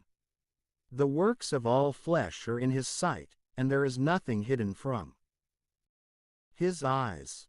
His gaze is from eternity to eternity, and nothing is a wonder in his sight. Let it not be said, "What is this?" or, "What is that?" For all things will be sought in their time. His blessing has overflowed like a river. In the same way that a flood inundates the dry land, so also will his wrath inherit the peoples that have not sought him. In the same way that he turned the waters into dry land, and made the earth dry, and just as his ways have been directed for their journey, so also will sinners stumble before his wrath. From the beginning, good things were created for those who are good, and similarly, good and evil things are for those who are wicked. The principal things necessary for the life of men are water, fire, and iron, salt, milk, and flour for bread, and honey, and the grape cluster, and oil, and clothing. All these things will be used for good by those who are holy, but they will be turned to evil use by the impious and by sinners. There are spirits that have been created for vengeance, and they strengthen their torments by their fury. In the time of the consummation, they will pour forth their strength, and they will appease the fury of the one who made them. Fire, hail, famine, and death, all these were created for vengeance. The teeth of wild beasts, and scorpions, and serpents, and the spear, all these take vengeance upon the impious, unto utter destruction. At his command, they will feast, and they will be prepared upon the earth until they are needed. And in their time, they will not ignore his word. For this reason, from the beginning, I was strengthened, and I have meditated, and I have considered, and I have put these things in writing. All the works of the Lord are good, and he will provide for each work in its own hour. Let it not be said, "This is worse than that," for all things will be tested in their time. And now, with the whole heart and mouth, give praise to him, and bless the name of the Lord.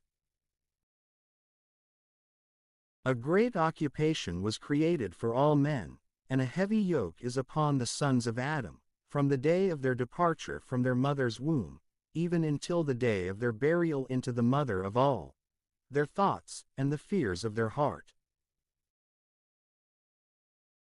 Their imagined expectations, and the day of their end, from him who sits upon a glorious throne, even to him who is humbled in earth and ashes, from him who wears hyacinth and bears a crown, even to him who is covered with rough linen, wrath, envy, tumult, restlessness, and the fear of death, continual anger and contention. And in the time of rest upon his bed, the sleep of the night changes his knowledge. There is little or no rest, and sleep is taken from him, as if on a day of keeping watch. He is disturbed by a vision of his heart, as if he had escaped in a day of warfare. In the time of his salvation, he rose up and wondered that there was no fear. This is so with all flesh, from man even to cattle, but upon sinners it is 7 times as great. Add to this, death, bloodshed, contention, and the spear, oppression, famine, and affliction, and scourges. All these things have been created because of iniquity, and it is due to iniquity that the great flood was made. All things that are of the earth shall return to the earth, and all waters shall return to the sea. All bribery and iniquity will be wiped away, but faith shall stand forever. The substance of the unjust will 404 dry up like a river, and will pass away with a noise like loud thunder in a rainstorm. When he opens his hands, he will rejoice. So will transgressors pass away at the consummation. The descendants of the impious will not produce many branches, for they may be compared to dirty roots at the edge of a rock. The weeds, which grow above every water and beside the banks of the river, will be uprooted before all the grass. Grace is like a paradise of blessings, and mercy continues for eternity. The life of a worker, when content with what is sufficient, will become sweet, and in it you will find a treasure. Sons, and the building of a city, will establish a name. But an immaculate wife will be ranked above these things. Wine and music rejoice the heart, but the love of wisdom is above them both. The flute and the psaltery make a sweet melody, but a pleasant word is above them both. Your eye desires elegance and beauty, but verdant fields are above these things. A friend and a companion meet one another in time, but above them both is a wife with her husband. Brothers are a help in time of tribulation, but mercy will liberate, more so than they will. Gold and silver provide a firm position for the feet, but well-spoken counsel is above them both. Ability and strength lift up the heart, but the fear of the Lord is above these things. There is no loss in the fear of the Lord, and it has no need to ask for assistance. The fear of the Lord is like a paradise of blessings, and they have covered it above all glory. Son, in your lifetime you should not be indigent, for it is better to die than to be destitute. The life of him who looks to another man's table should not be thought of as a way of life. For he feeds his life with another man's food. But a disciplined and well-taught man will take care of himself. Scarcity will seem sweet to the mouth of the imprudent, but a fire will burn in his belly. O death, how bitter is the memory of you! To a man who has peace in his substance, to a quiet man, and to him whose ways are directed properly in all things, and who still has the strength to take nourishment. O death, your judgment is good to the indigent man, and to him whose strength has diminished, who is failing due to old age, and who is anxious about all things, and to the unbelieving man who has lost patience. Do not choose to dread the judgment of death. Remember the things that occurred before you, and the things that will occur after you. This judgment is from the Lord upon all flesh. And what will happen to you is well-pleasing to the Most High, whether in 10, or 100, or 1,000 years. For death is no indictment of life. The sons of sinners, and those who pass their time in the manner of the houses of the impious, become sons of abominations. The inheritance of the sons of sinners will perish, and continual disgrace will be with their offspring. The sons of an impious father will complain, for they are in disgrace because of him. Woe to you, impious men, who have abandoned the law of the Most High Lord. And when you are born, you will be born into a curse, and when you die, your portion will be in a curse. All things that are from the earth shall return to the earth. Similarly, the impious will proceed from a curse unto perdition. The grieving of men is in their body, but the name of the impious will be wiped away. Have concern for your good name, for this will continue with you, more so than 1,000 precious and great treasures. A good life has its number of days, but a good name will continue forever. Sons, practice discipline peacefully. For what use is there in either concealed wisdom, or undiscovered treasure? Better is the man who hides his foolishness than the man who hides his wisdom. Yet truly, have respect for these things which proceed from my mouth. For it is not good to observe every reverence. And all things do not please all persons in their beliefs. Have shame of these things, of fornication before father and mother, and of a lie before the first leader and the powerful, of a crime before a ruler or a judge, of iniquity before a congregation or a people, of injustice before a companion or a friend. And of the place in which you live, of theft, and of the truth before God, and of the covenant, of reclining to eat bread, and of deceitfulness in giving or receiving, of silence before those who greet you, of looking upon a woman of fornication, and of averting your face from a relative. You should not avert your face from your neighbor, nor should you take away a portion and not restore it.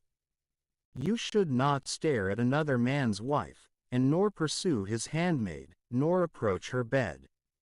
Avoid reproachful speeches before friends, and when you give, you should not place blame. You should not repeat a claim heard from the revealing of a hidden word. And then, truly, you will be without shame, and you will find favor in the sight of all men.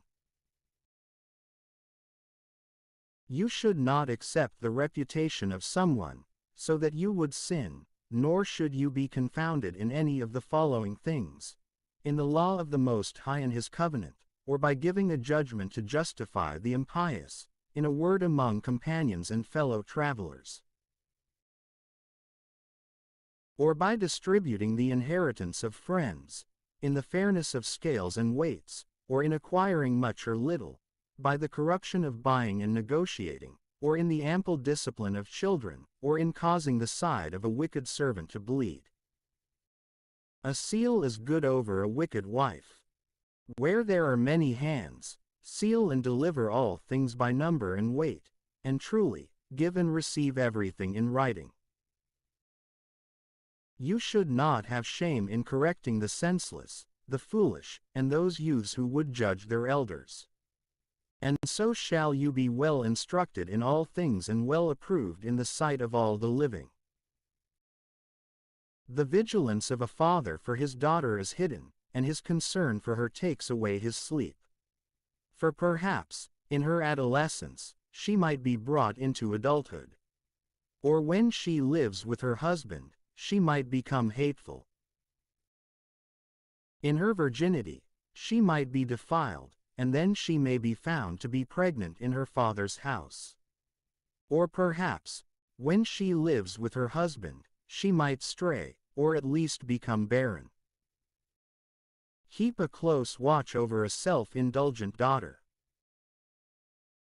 Otherwise, at some time, she might bring you into disgrace before your enemies, and into disrepute in the city, and into reproach among the people, and so she may confound you before the multitude of the people.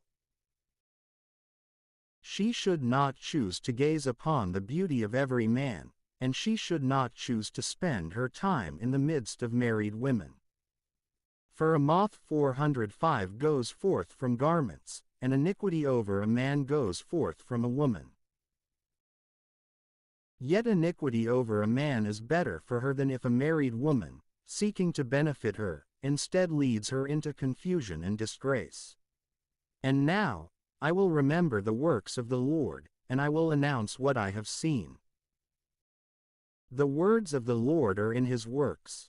The sun illuminates and considers all things, and its work shows the fullness of the glory of the Lord. Has not the Lord caused the holy ones to describe all his miracles, which the all-powerful Lord has firmly established in his glory? He has examined the abyss and the hearts of men, and he has considered their astuteness.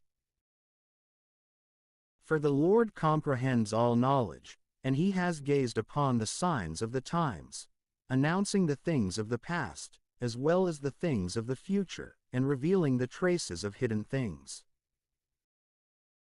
No thought passes by him unnoticed, and no word can conceal itself from him. He has adorned the magnificent works of his wisdom. He is before eternity and even unto eternity. And nothing can be added, and nothing can be taken away. And he has no need of any counselor. Oh, how desirable are all his works! And all that we consider is but a spark. All these works exist, and they remain in the present age, and they all obey him in every purpose. All things are twofold, one facing another, and he has not made anything to be lacking. He has confirmed each thing as good. And who would tire of beholding his glory? The firmament on high is his beauty, it is the beauty of heaven in a vision of glory. The sun, at its appearance, announces its journey, it is an instrument of wonder, a work of the Most High. At midday, it scorches the earth. And in the presence of its heat, who would be able to endure? It is like the custodian of a furnace in its works of heat. In three ways, the sun acts: scorching the mountains, emitting fiery rays, and shining with its beams that can blind the eyes. Great is the Lord who made it, and at his word, it hurries on its journey. And the moon, in all its phases, serves to mark the seasons and to be a sign of the times. From the moon is the sign of a feast day, it is a light which diminishes at its consummation. A month is named according to its phases, increasing wonderfully at its culmination. It is an instrument of the armies on high, shining gloriously in the firmament of heaven. The glory of the stars is the beauty of heaven, the Lord illuminates the world from on high. At the words of the Holy One, they stand for judgment, and they will never fail in their vigilance. Consider the rainbow, and bless the one who made it, it is very beautiful in its splendor. It encompasses the heavens with the circle of its glory, the hands of the Most High made it appear. By his order, he hastens the snow, and he spurs on the lightning to express his judgment. In like manner, his storehouses are opened, and the clouds fly out like birds. By his greatness, he has positioned the clouds, and the hailstones have been broken.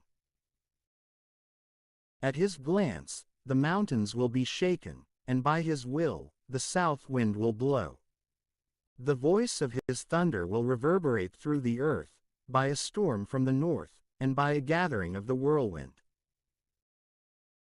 And like the birds landing in a flock upon the earth, he sends down the snow, and its descent is like the arrival of a swarm of locusts. The eye is in wonder at the beauty of its whiteness, and the heart is astonished at its falling. He will pour out frost like salt upon the earth, and when it freezes, it will become like the tops of thistles. The cold north wind blows, and the water freezes into crystals, it will rest upon every gathering of water, and it will clothe the water like a breastplate. And it will devour the mountains, and burn the wilderness, and extinguish the greenery, like a fire. Relief for all is in the hurried arrival of a cloud, and the lowly dew will arrive to meet the heat and overpower it. At his word, the wind grows quiet, and by his thought, he appeases the abyss, for the Lord has planted islands in it. Let those who navigate the sea describe its perils. And when we have heard it with our ears, we will wonder. There are illustrious and wondrous works, the various kinds of wild animals, and all manner of cattle, and the great creatures of the sea. Through him, the end of their journey is confirmed, and by his word, all things fit together. We can say much, and yet still lack for words. But the consummation of our words is this: he is in all things. What would we be able to do to glorify him? For the Almighty himself is above all his own works.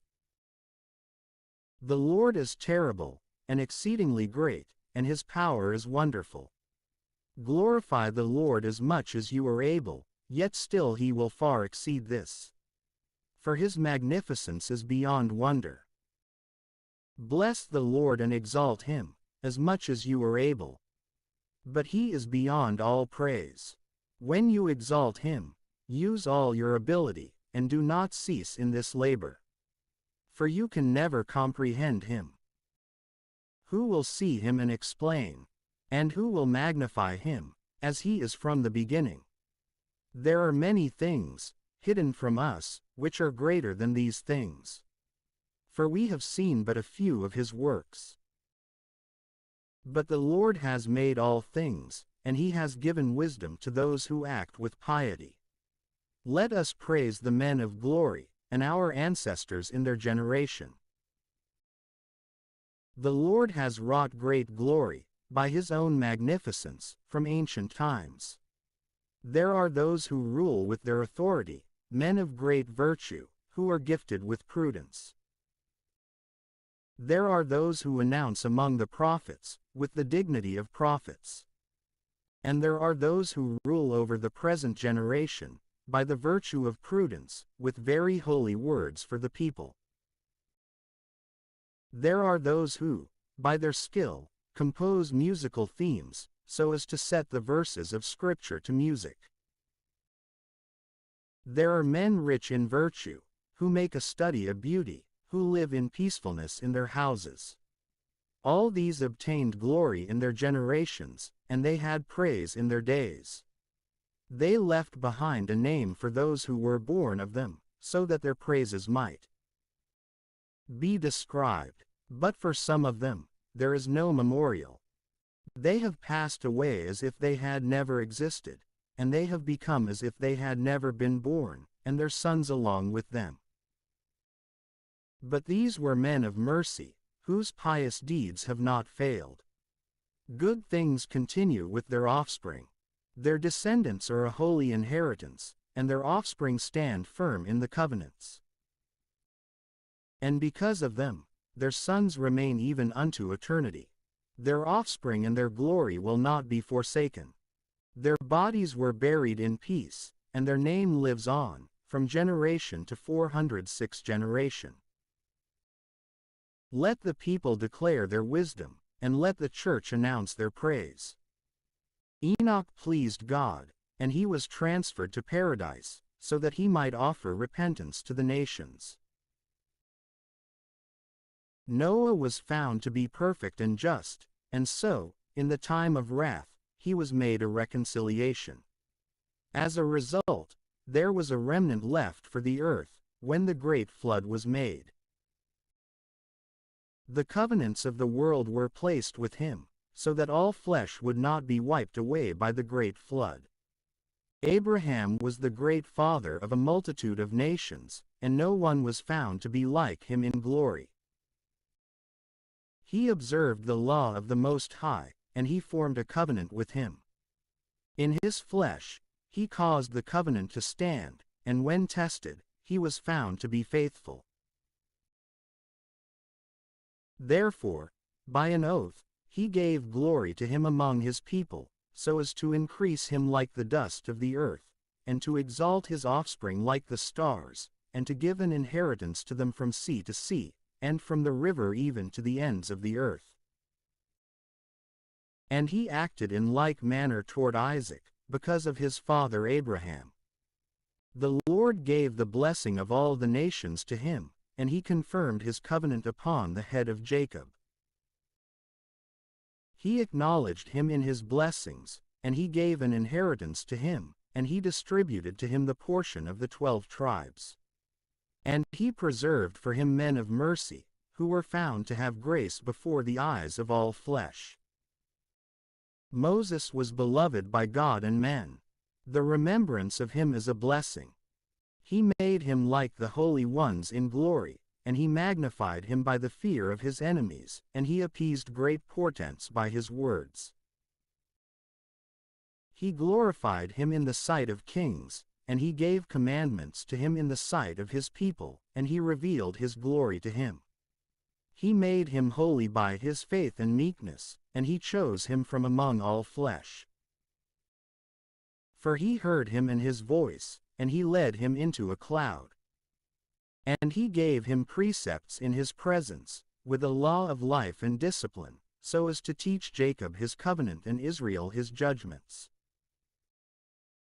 He exalted his brother Aaron and those who were similar to him from the tribe of Levi. He established an eternal covenant with him, and he gave him the priesthood of the people, and he caused him to be blessed in glory.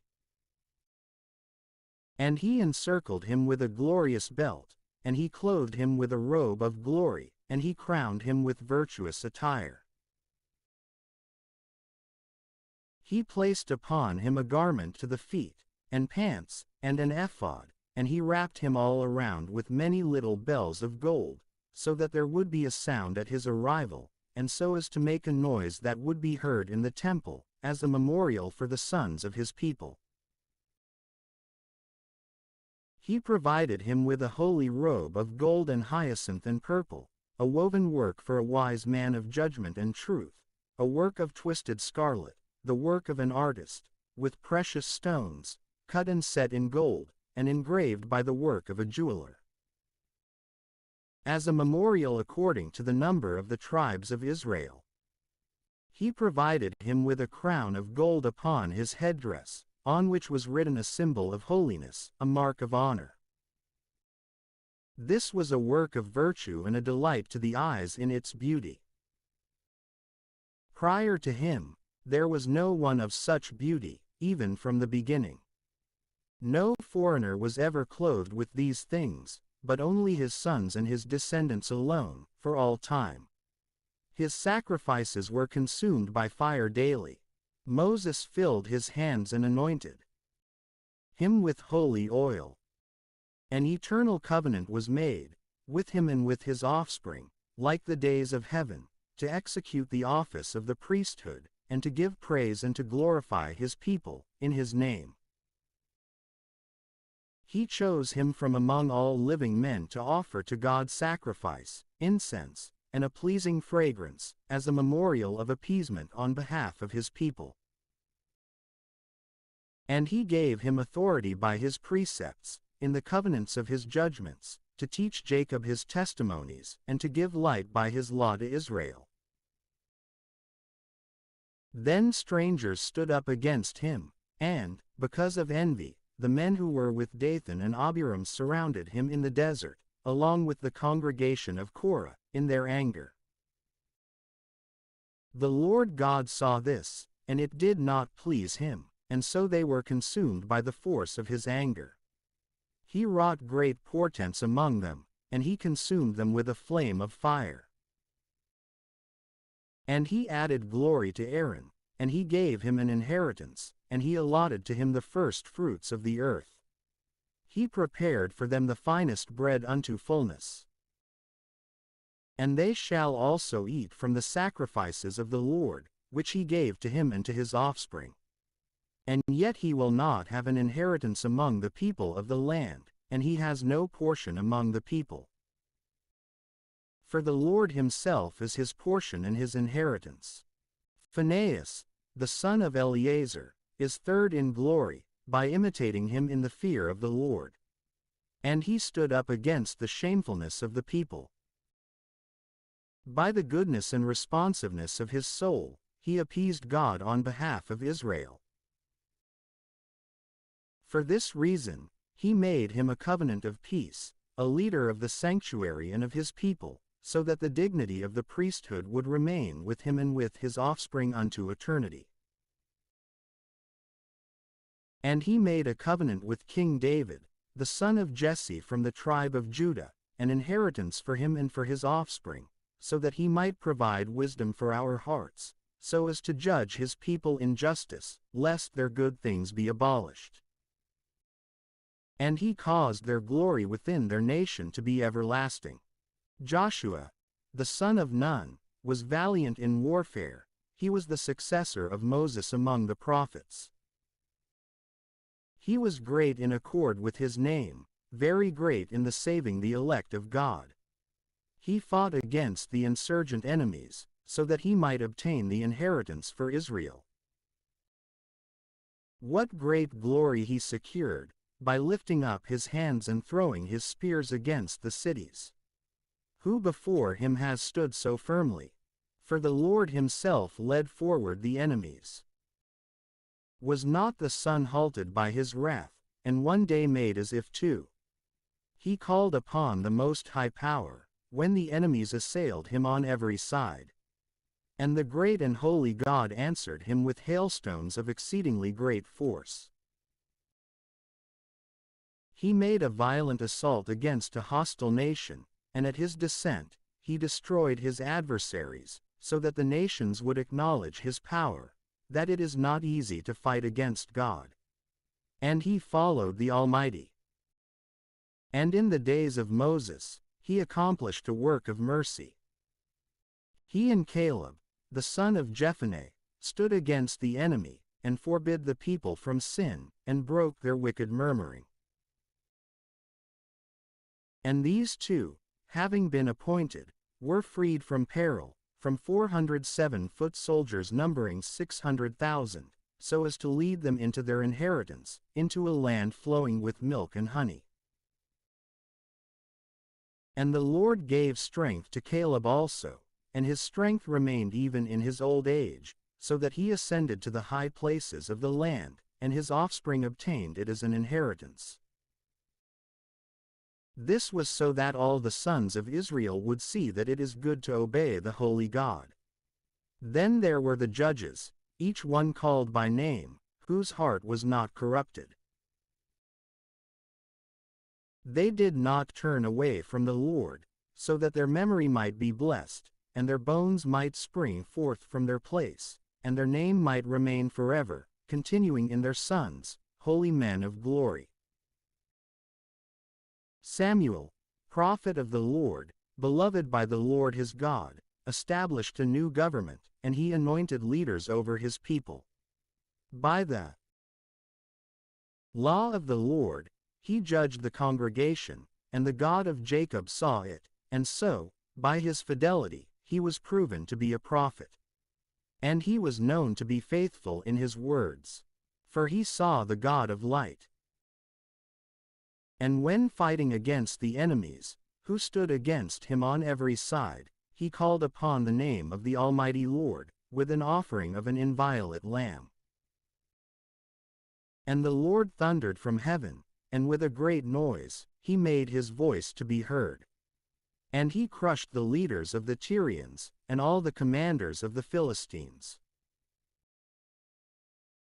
And before the time of the end of his life in the world, he offered testimony in the sight of the Lord and of his Christ, that he had not taken a bribe from any flesh, not even so much as a shoe, and that no man made an accusation against him. And after this, he slept. And he made known to the king and revealed to him the end of his life. And he lifted up his voice from the earth in prophecy, to abolish the impiety of the people. After these things, Nathan the prophet arose, in the days of David. And just as fat is separated from meat, so was David separated from the sons of Israel. He played with lions, as if with lambs, and he acted similarly with bears, as if they were lambs of the flock, in his youth. Did he not kill the giant, and take away the reproach from his people? By lifting up his hand, with a stone in a sling, he threw down the boasting of Goliath. For he called upon the Almighty Lord, and he swore with his right hand to take away the mighty man of war, and to exalt the horn of his people. So he glorified him amid 10,000, and he praised him with the blessings of the Lord, by offering him a crown of glory. For he crushed the enemies on every side, and he eradicated his adversaries, the Philistines, even to this day. He broke their horn, even for all time. In all his works, he gave thanks to the Holy One, to the Most High, with words of glory. With all his heart, he praised the Lord, and he loved God, who made him and who gave him power against his enemies. And he appointed singers to stand opposite the altar, and by their voices he provided sweet music. And he provided beauty for the celebrations, and he gave order to the times, even until the end of his life, so that they would praise the holy name of the Lord, and magnify the sanctity of God, from early morning. The Lord purged his sins, and he exalted his horn forever. And he gave him the covenant of the kingdom, and a throne of glory in Israel. After him, an understanding son rose up.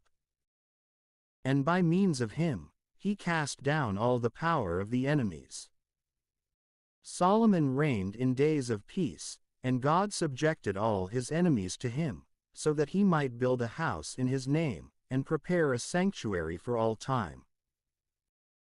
Oh, how well taught you were in your youth! And you were filled with wisdom like a river, and your mind exposed the world. And you explained mysteries by means of parables. Your name became known to far-off islands, and you were beloved for your peace. The earth was in wonder over your canticles, and proverbs, and parables, and interpretations, and over the name of the Lord God, who is known as the God of Israel. You gathered gold like copper, and you multiplied silver like lead. But you bent your thigh to women, and you were held by the power of your body. You brought a stain upon your glory, and you profaned your seed, so as to bring wrath upon your children, and to incite your foolishness, so that you would cause the kingdom to be divided, and an obstinate kingdom to rule from Ephraim. But God will not abandon his mercy, nor will he corrupt or abolish his own works. And he will not perish the stock of the descendants of his elect. And he will not destroy the offspring of him who loves the Lord. Therefore, he left behind a remnant for Jacob and for David, from the same stock. And Solomon had his end with his fathers. And he left behind himself some of his offspring, as the folly of the nation, both Rehoboam, who had little prudence, and who turned away the people by his counsel, and Jeroboam, the son of Nebat, who caused Israel to sin, and who provided a way of sin to Ephraim. And their sins were multiplied exceedingly. They thoroughly turned them away from their own land. And they sought every kind of wickedness, even until punishment overwhelmed them, and freed them from every kind of sin. And the prophet Elijah arose like a fire, and his word burned like a torch. He brought a famine upon them, and those who provoked him in their envy became few. For they could not bear the precepts of the Lord. By the word of the Lord, he closed the heavens, and he brought down fire from heaven 3 times. In this way, Elijah was magnified in his wondrous works. So who can say that he is similar to you in glory? He raised up a dead man from the grave, from the fate of death, by the word of the Lord God. He threw down kings unto perdition, and he easily shattered their power and boasting from his bed. He heeded the judgment at Sinai, and the judgments of punishment at Horeb. He anointed kings unto repentance, and he chose the prophets who would follow after him. He was received into a whirlwind of fire, into a swift chariot with fiery horses. He is written in the judgments of the times, so as to lessen the wrath of the Lord, to reconcile the heart of the father to the son, and to restore the tribes of Jacob. Blessed are those who saw you, and who were adorned with your friendship. For we live only in our life, and after death, our name will not be the same. Certainly, Elijah was covered by the whirlwind, and his spirit was completed in Elisha. In his days, he was not fearful of the ruler, and no power defeated him.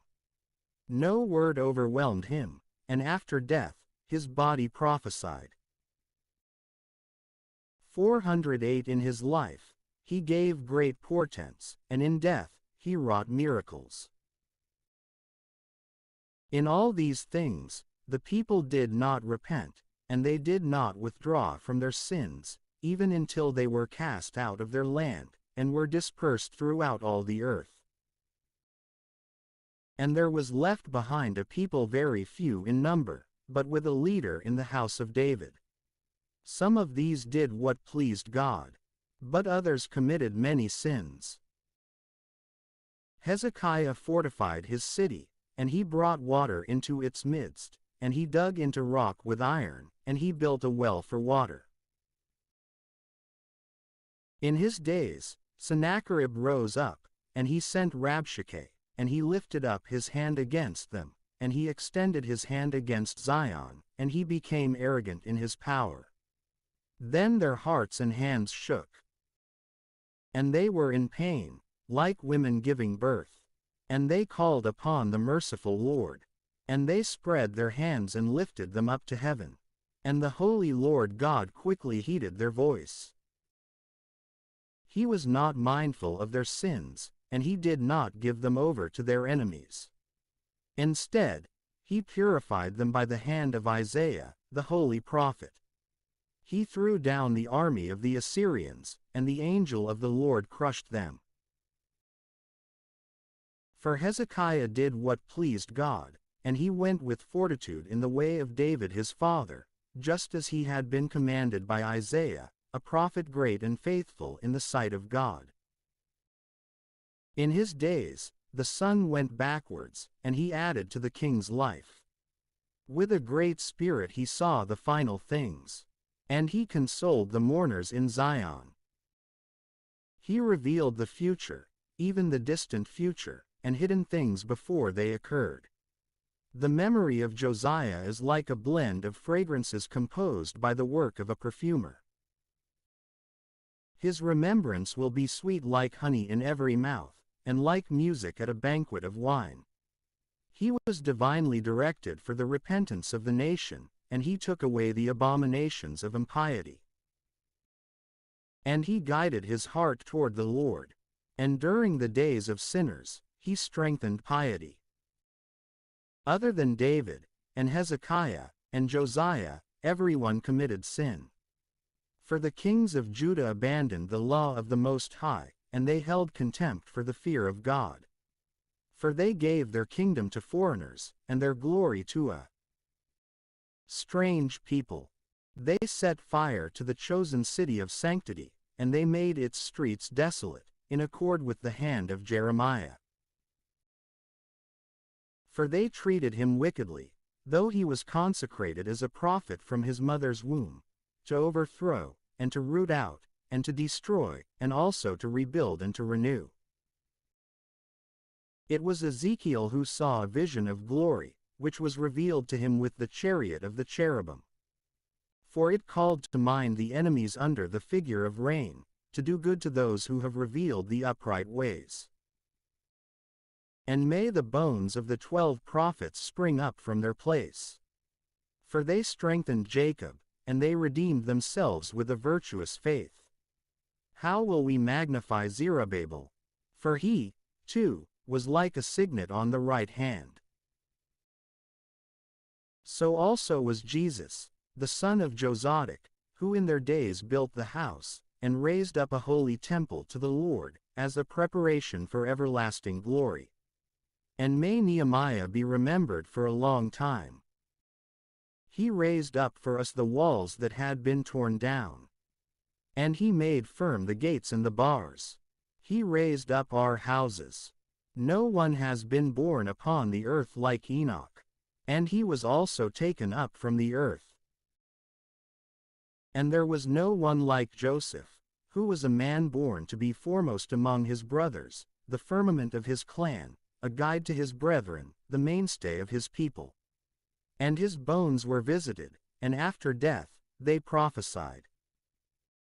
Shem and Seth obtained glory among men.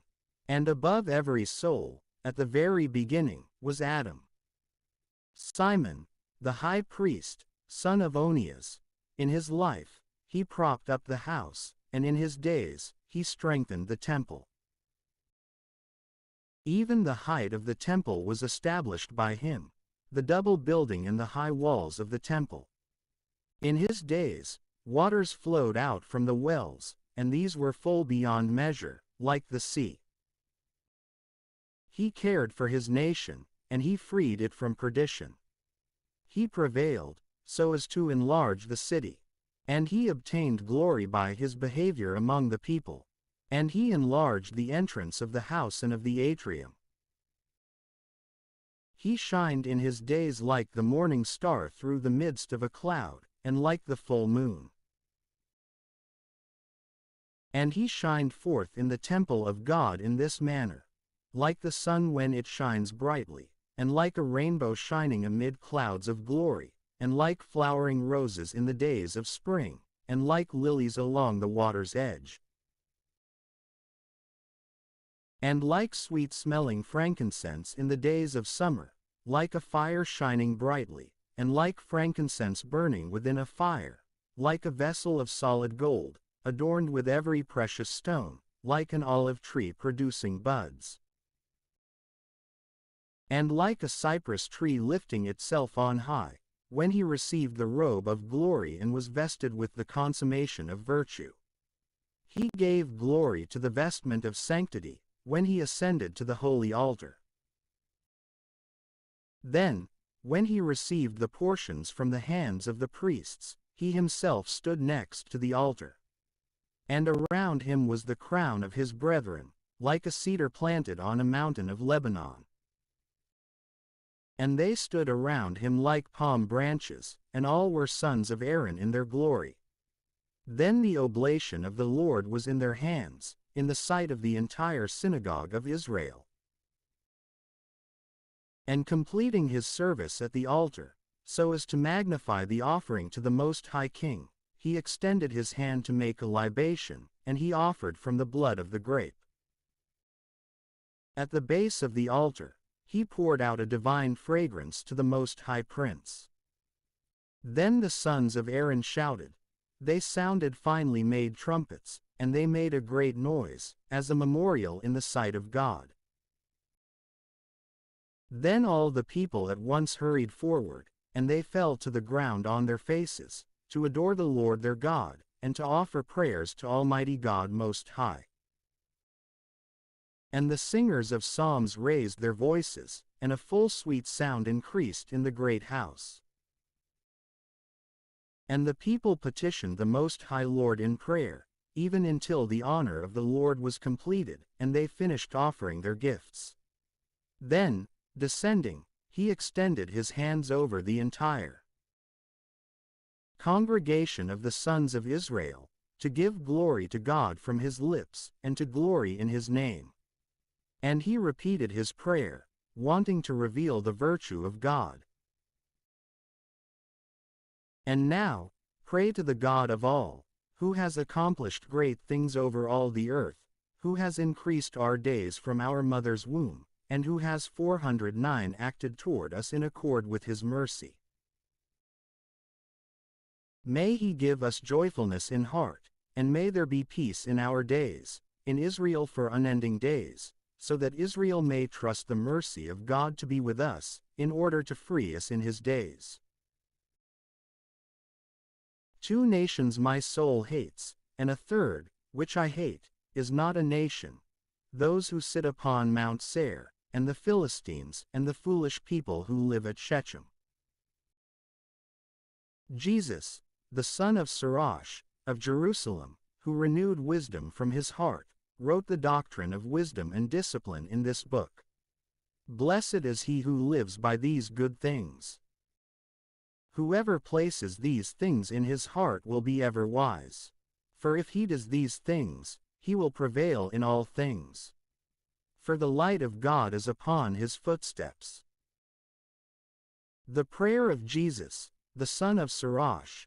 I will confess to you, O Lord and King, and I will give praise to you, O God my Savior. I will acknowledge your name, for you have been my helper and protector. And you have freed my body from perdition, from the snare of the iniquitous tongue, and from the lips of those who forge lies.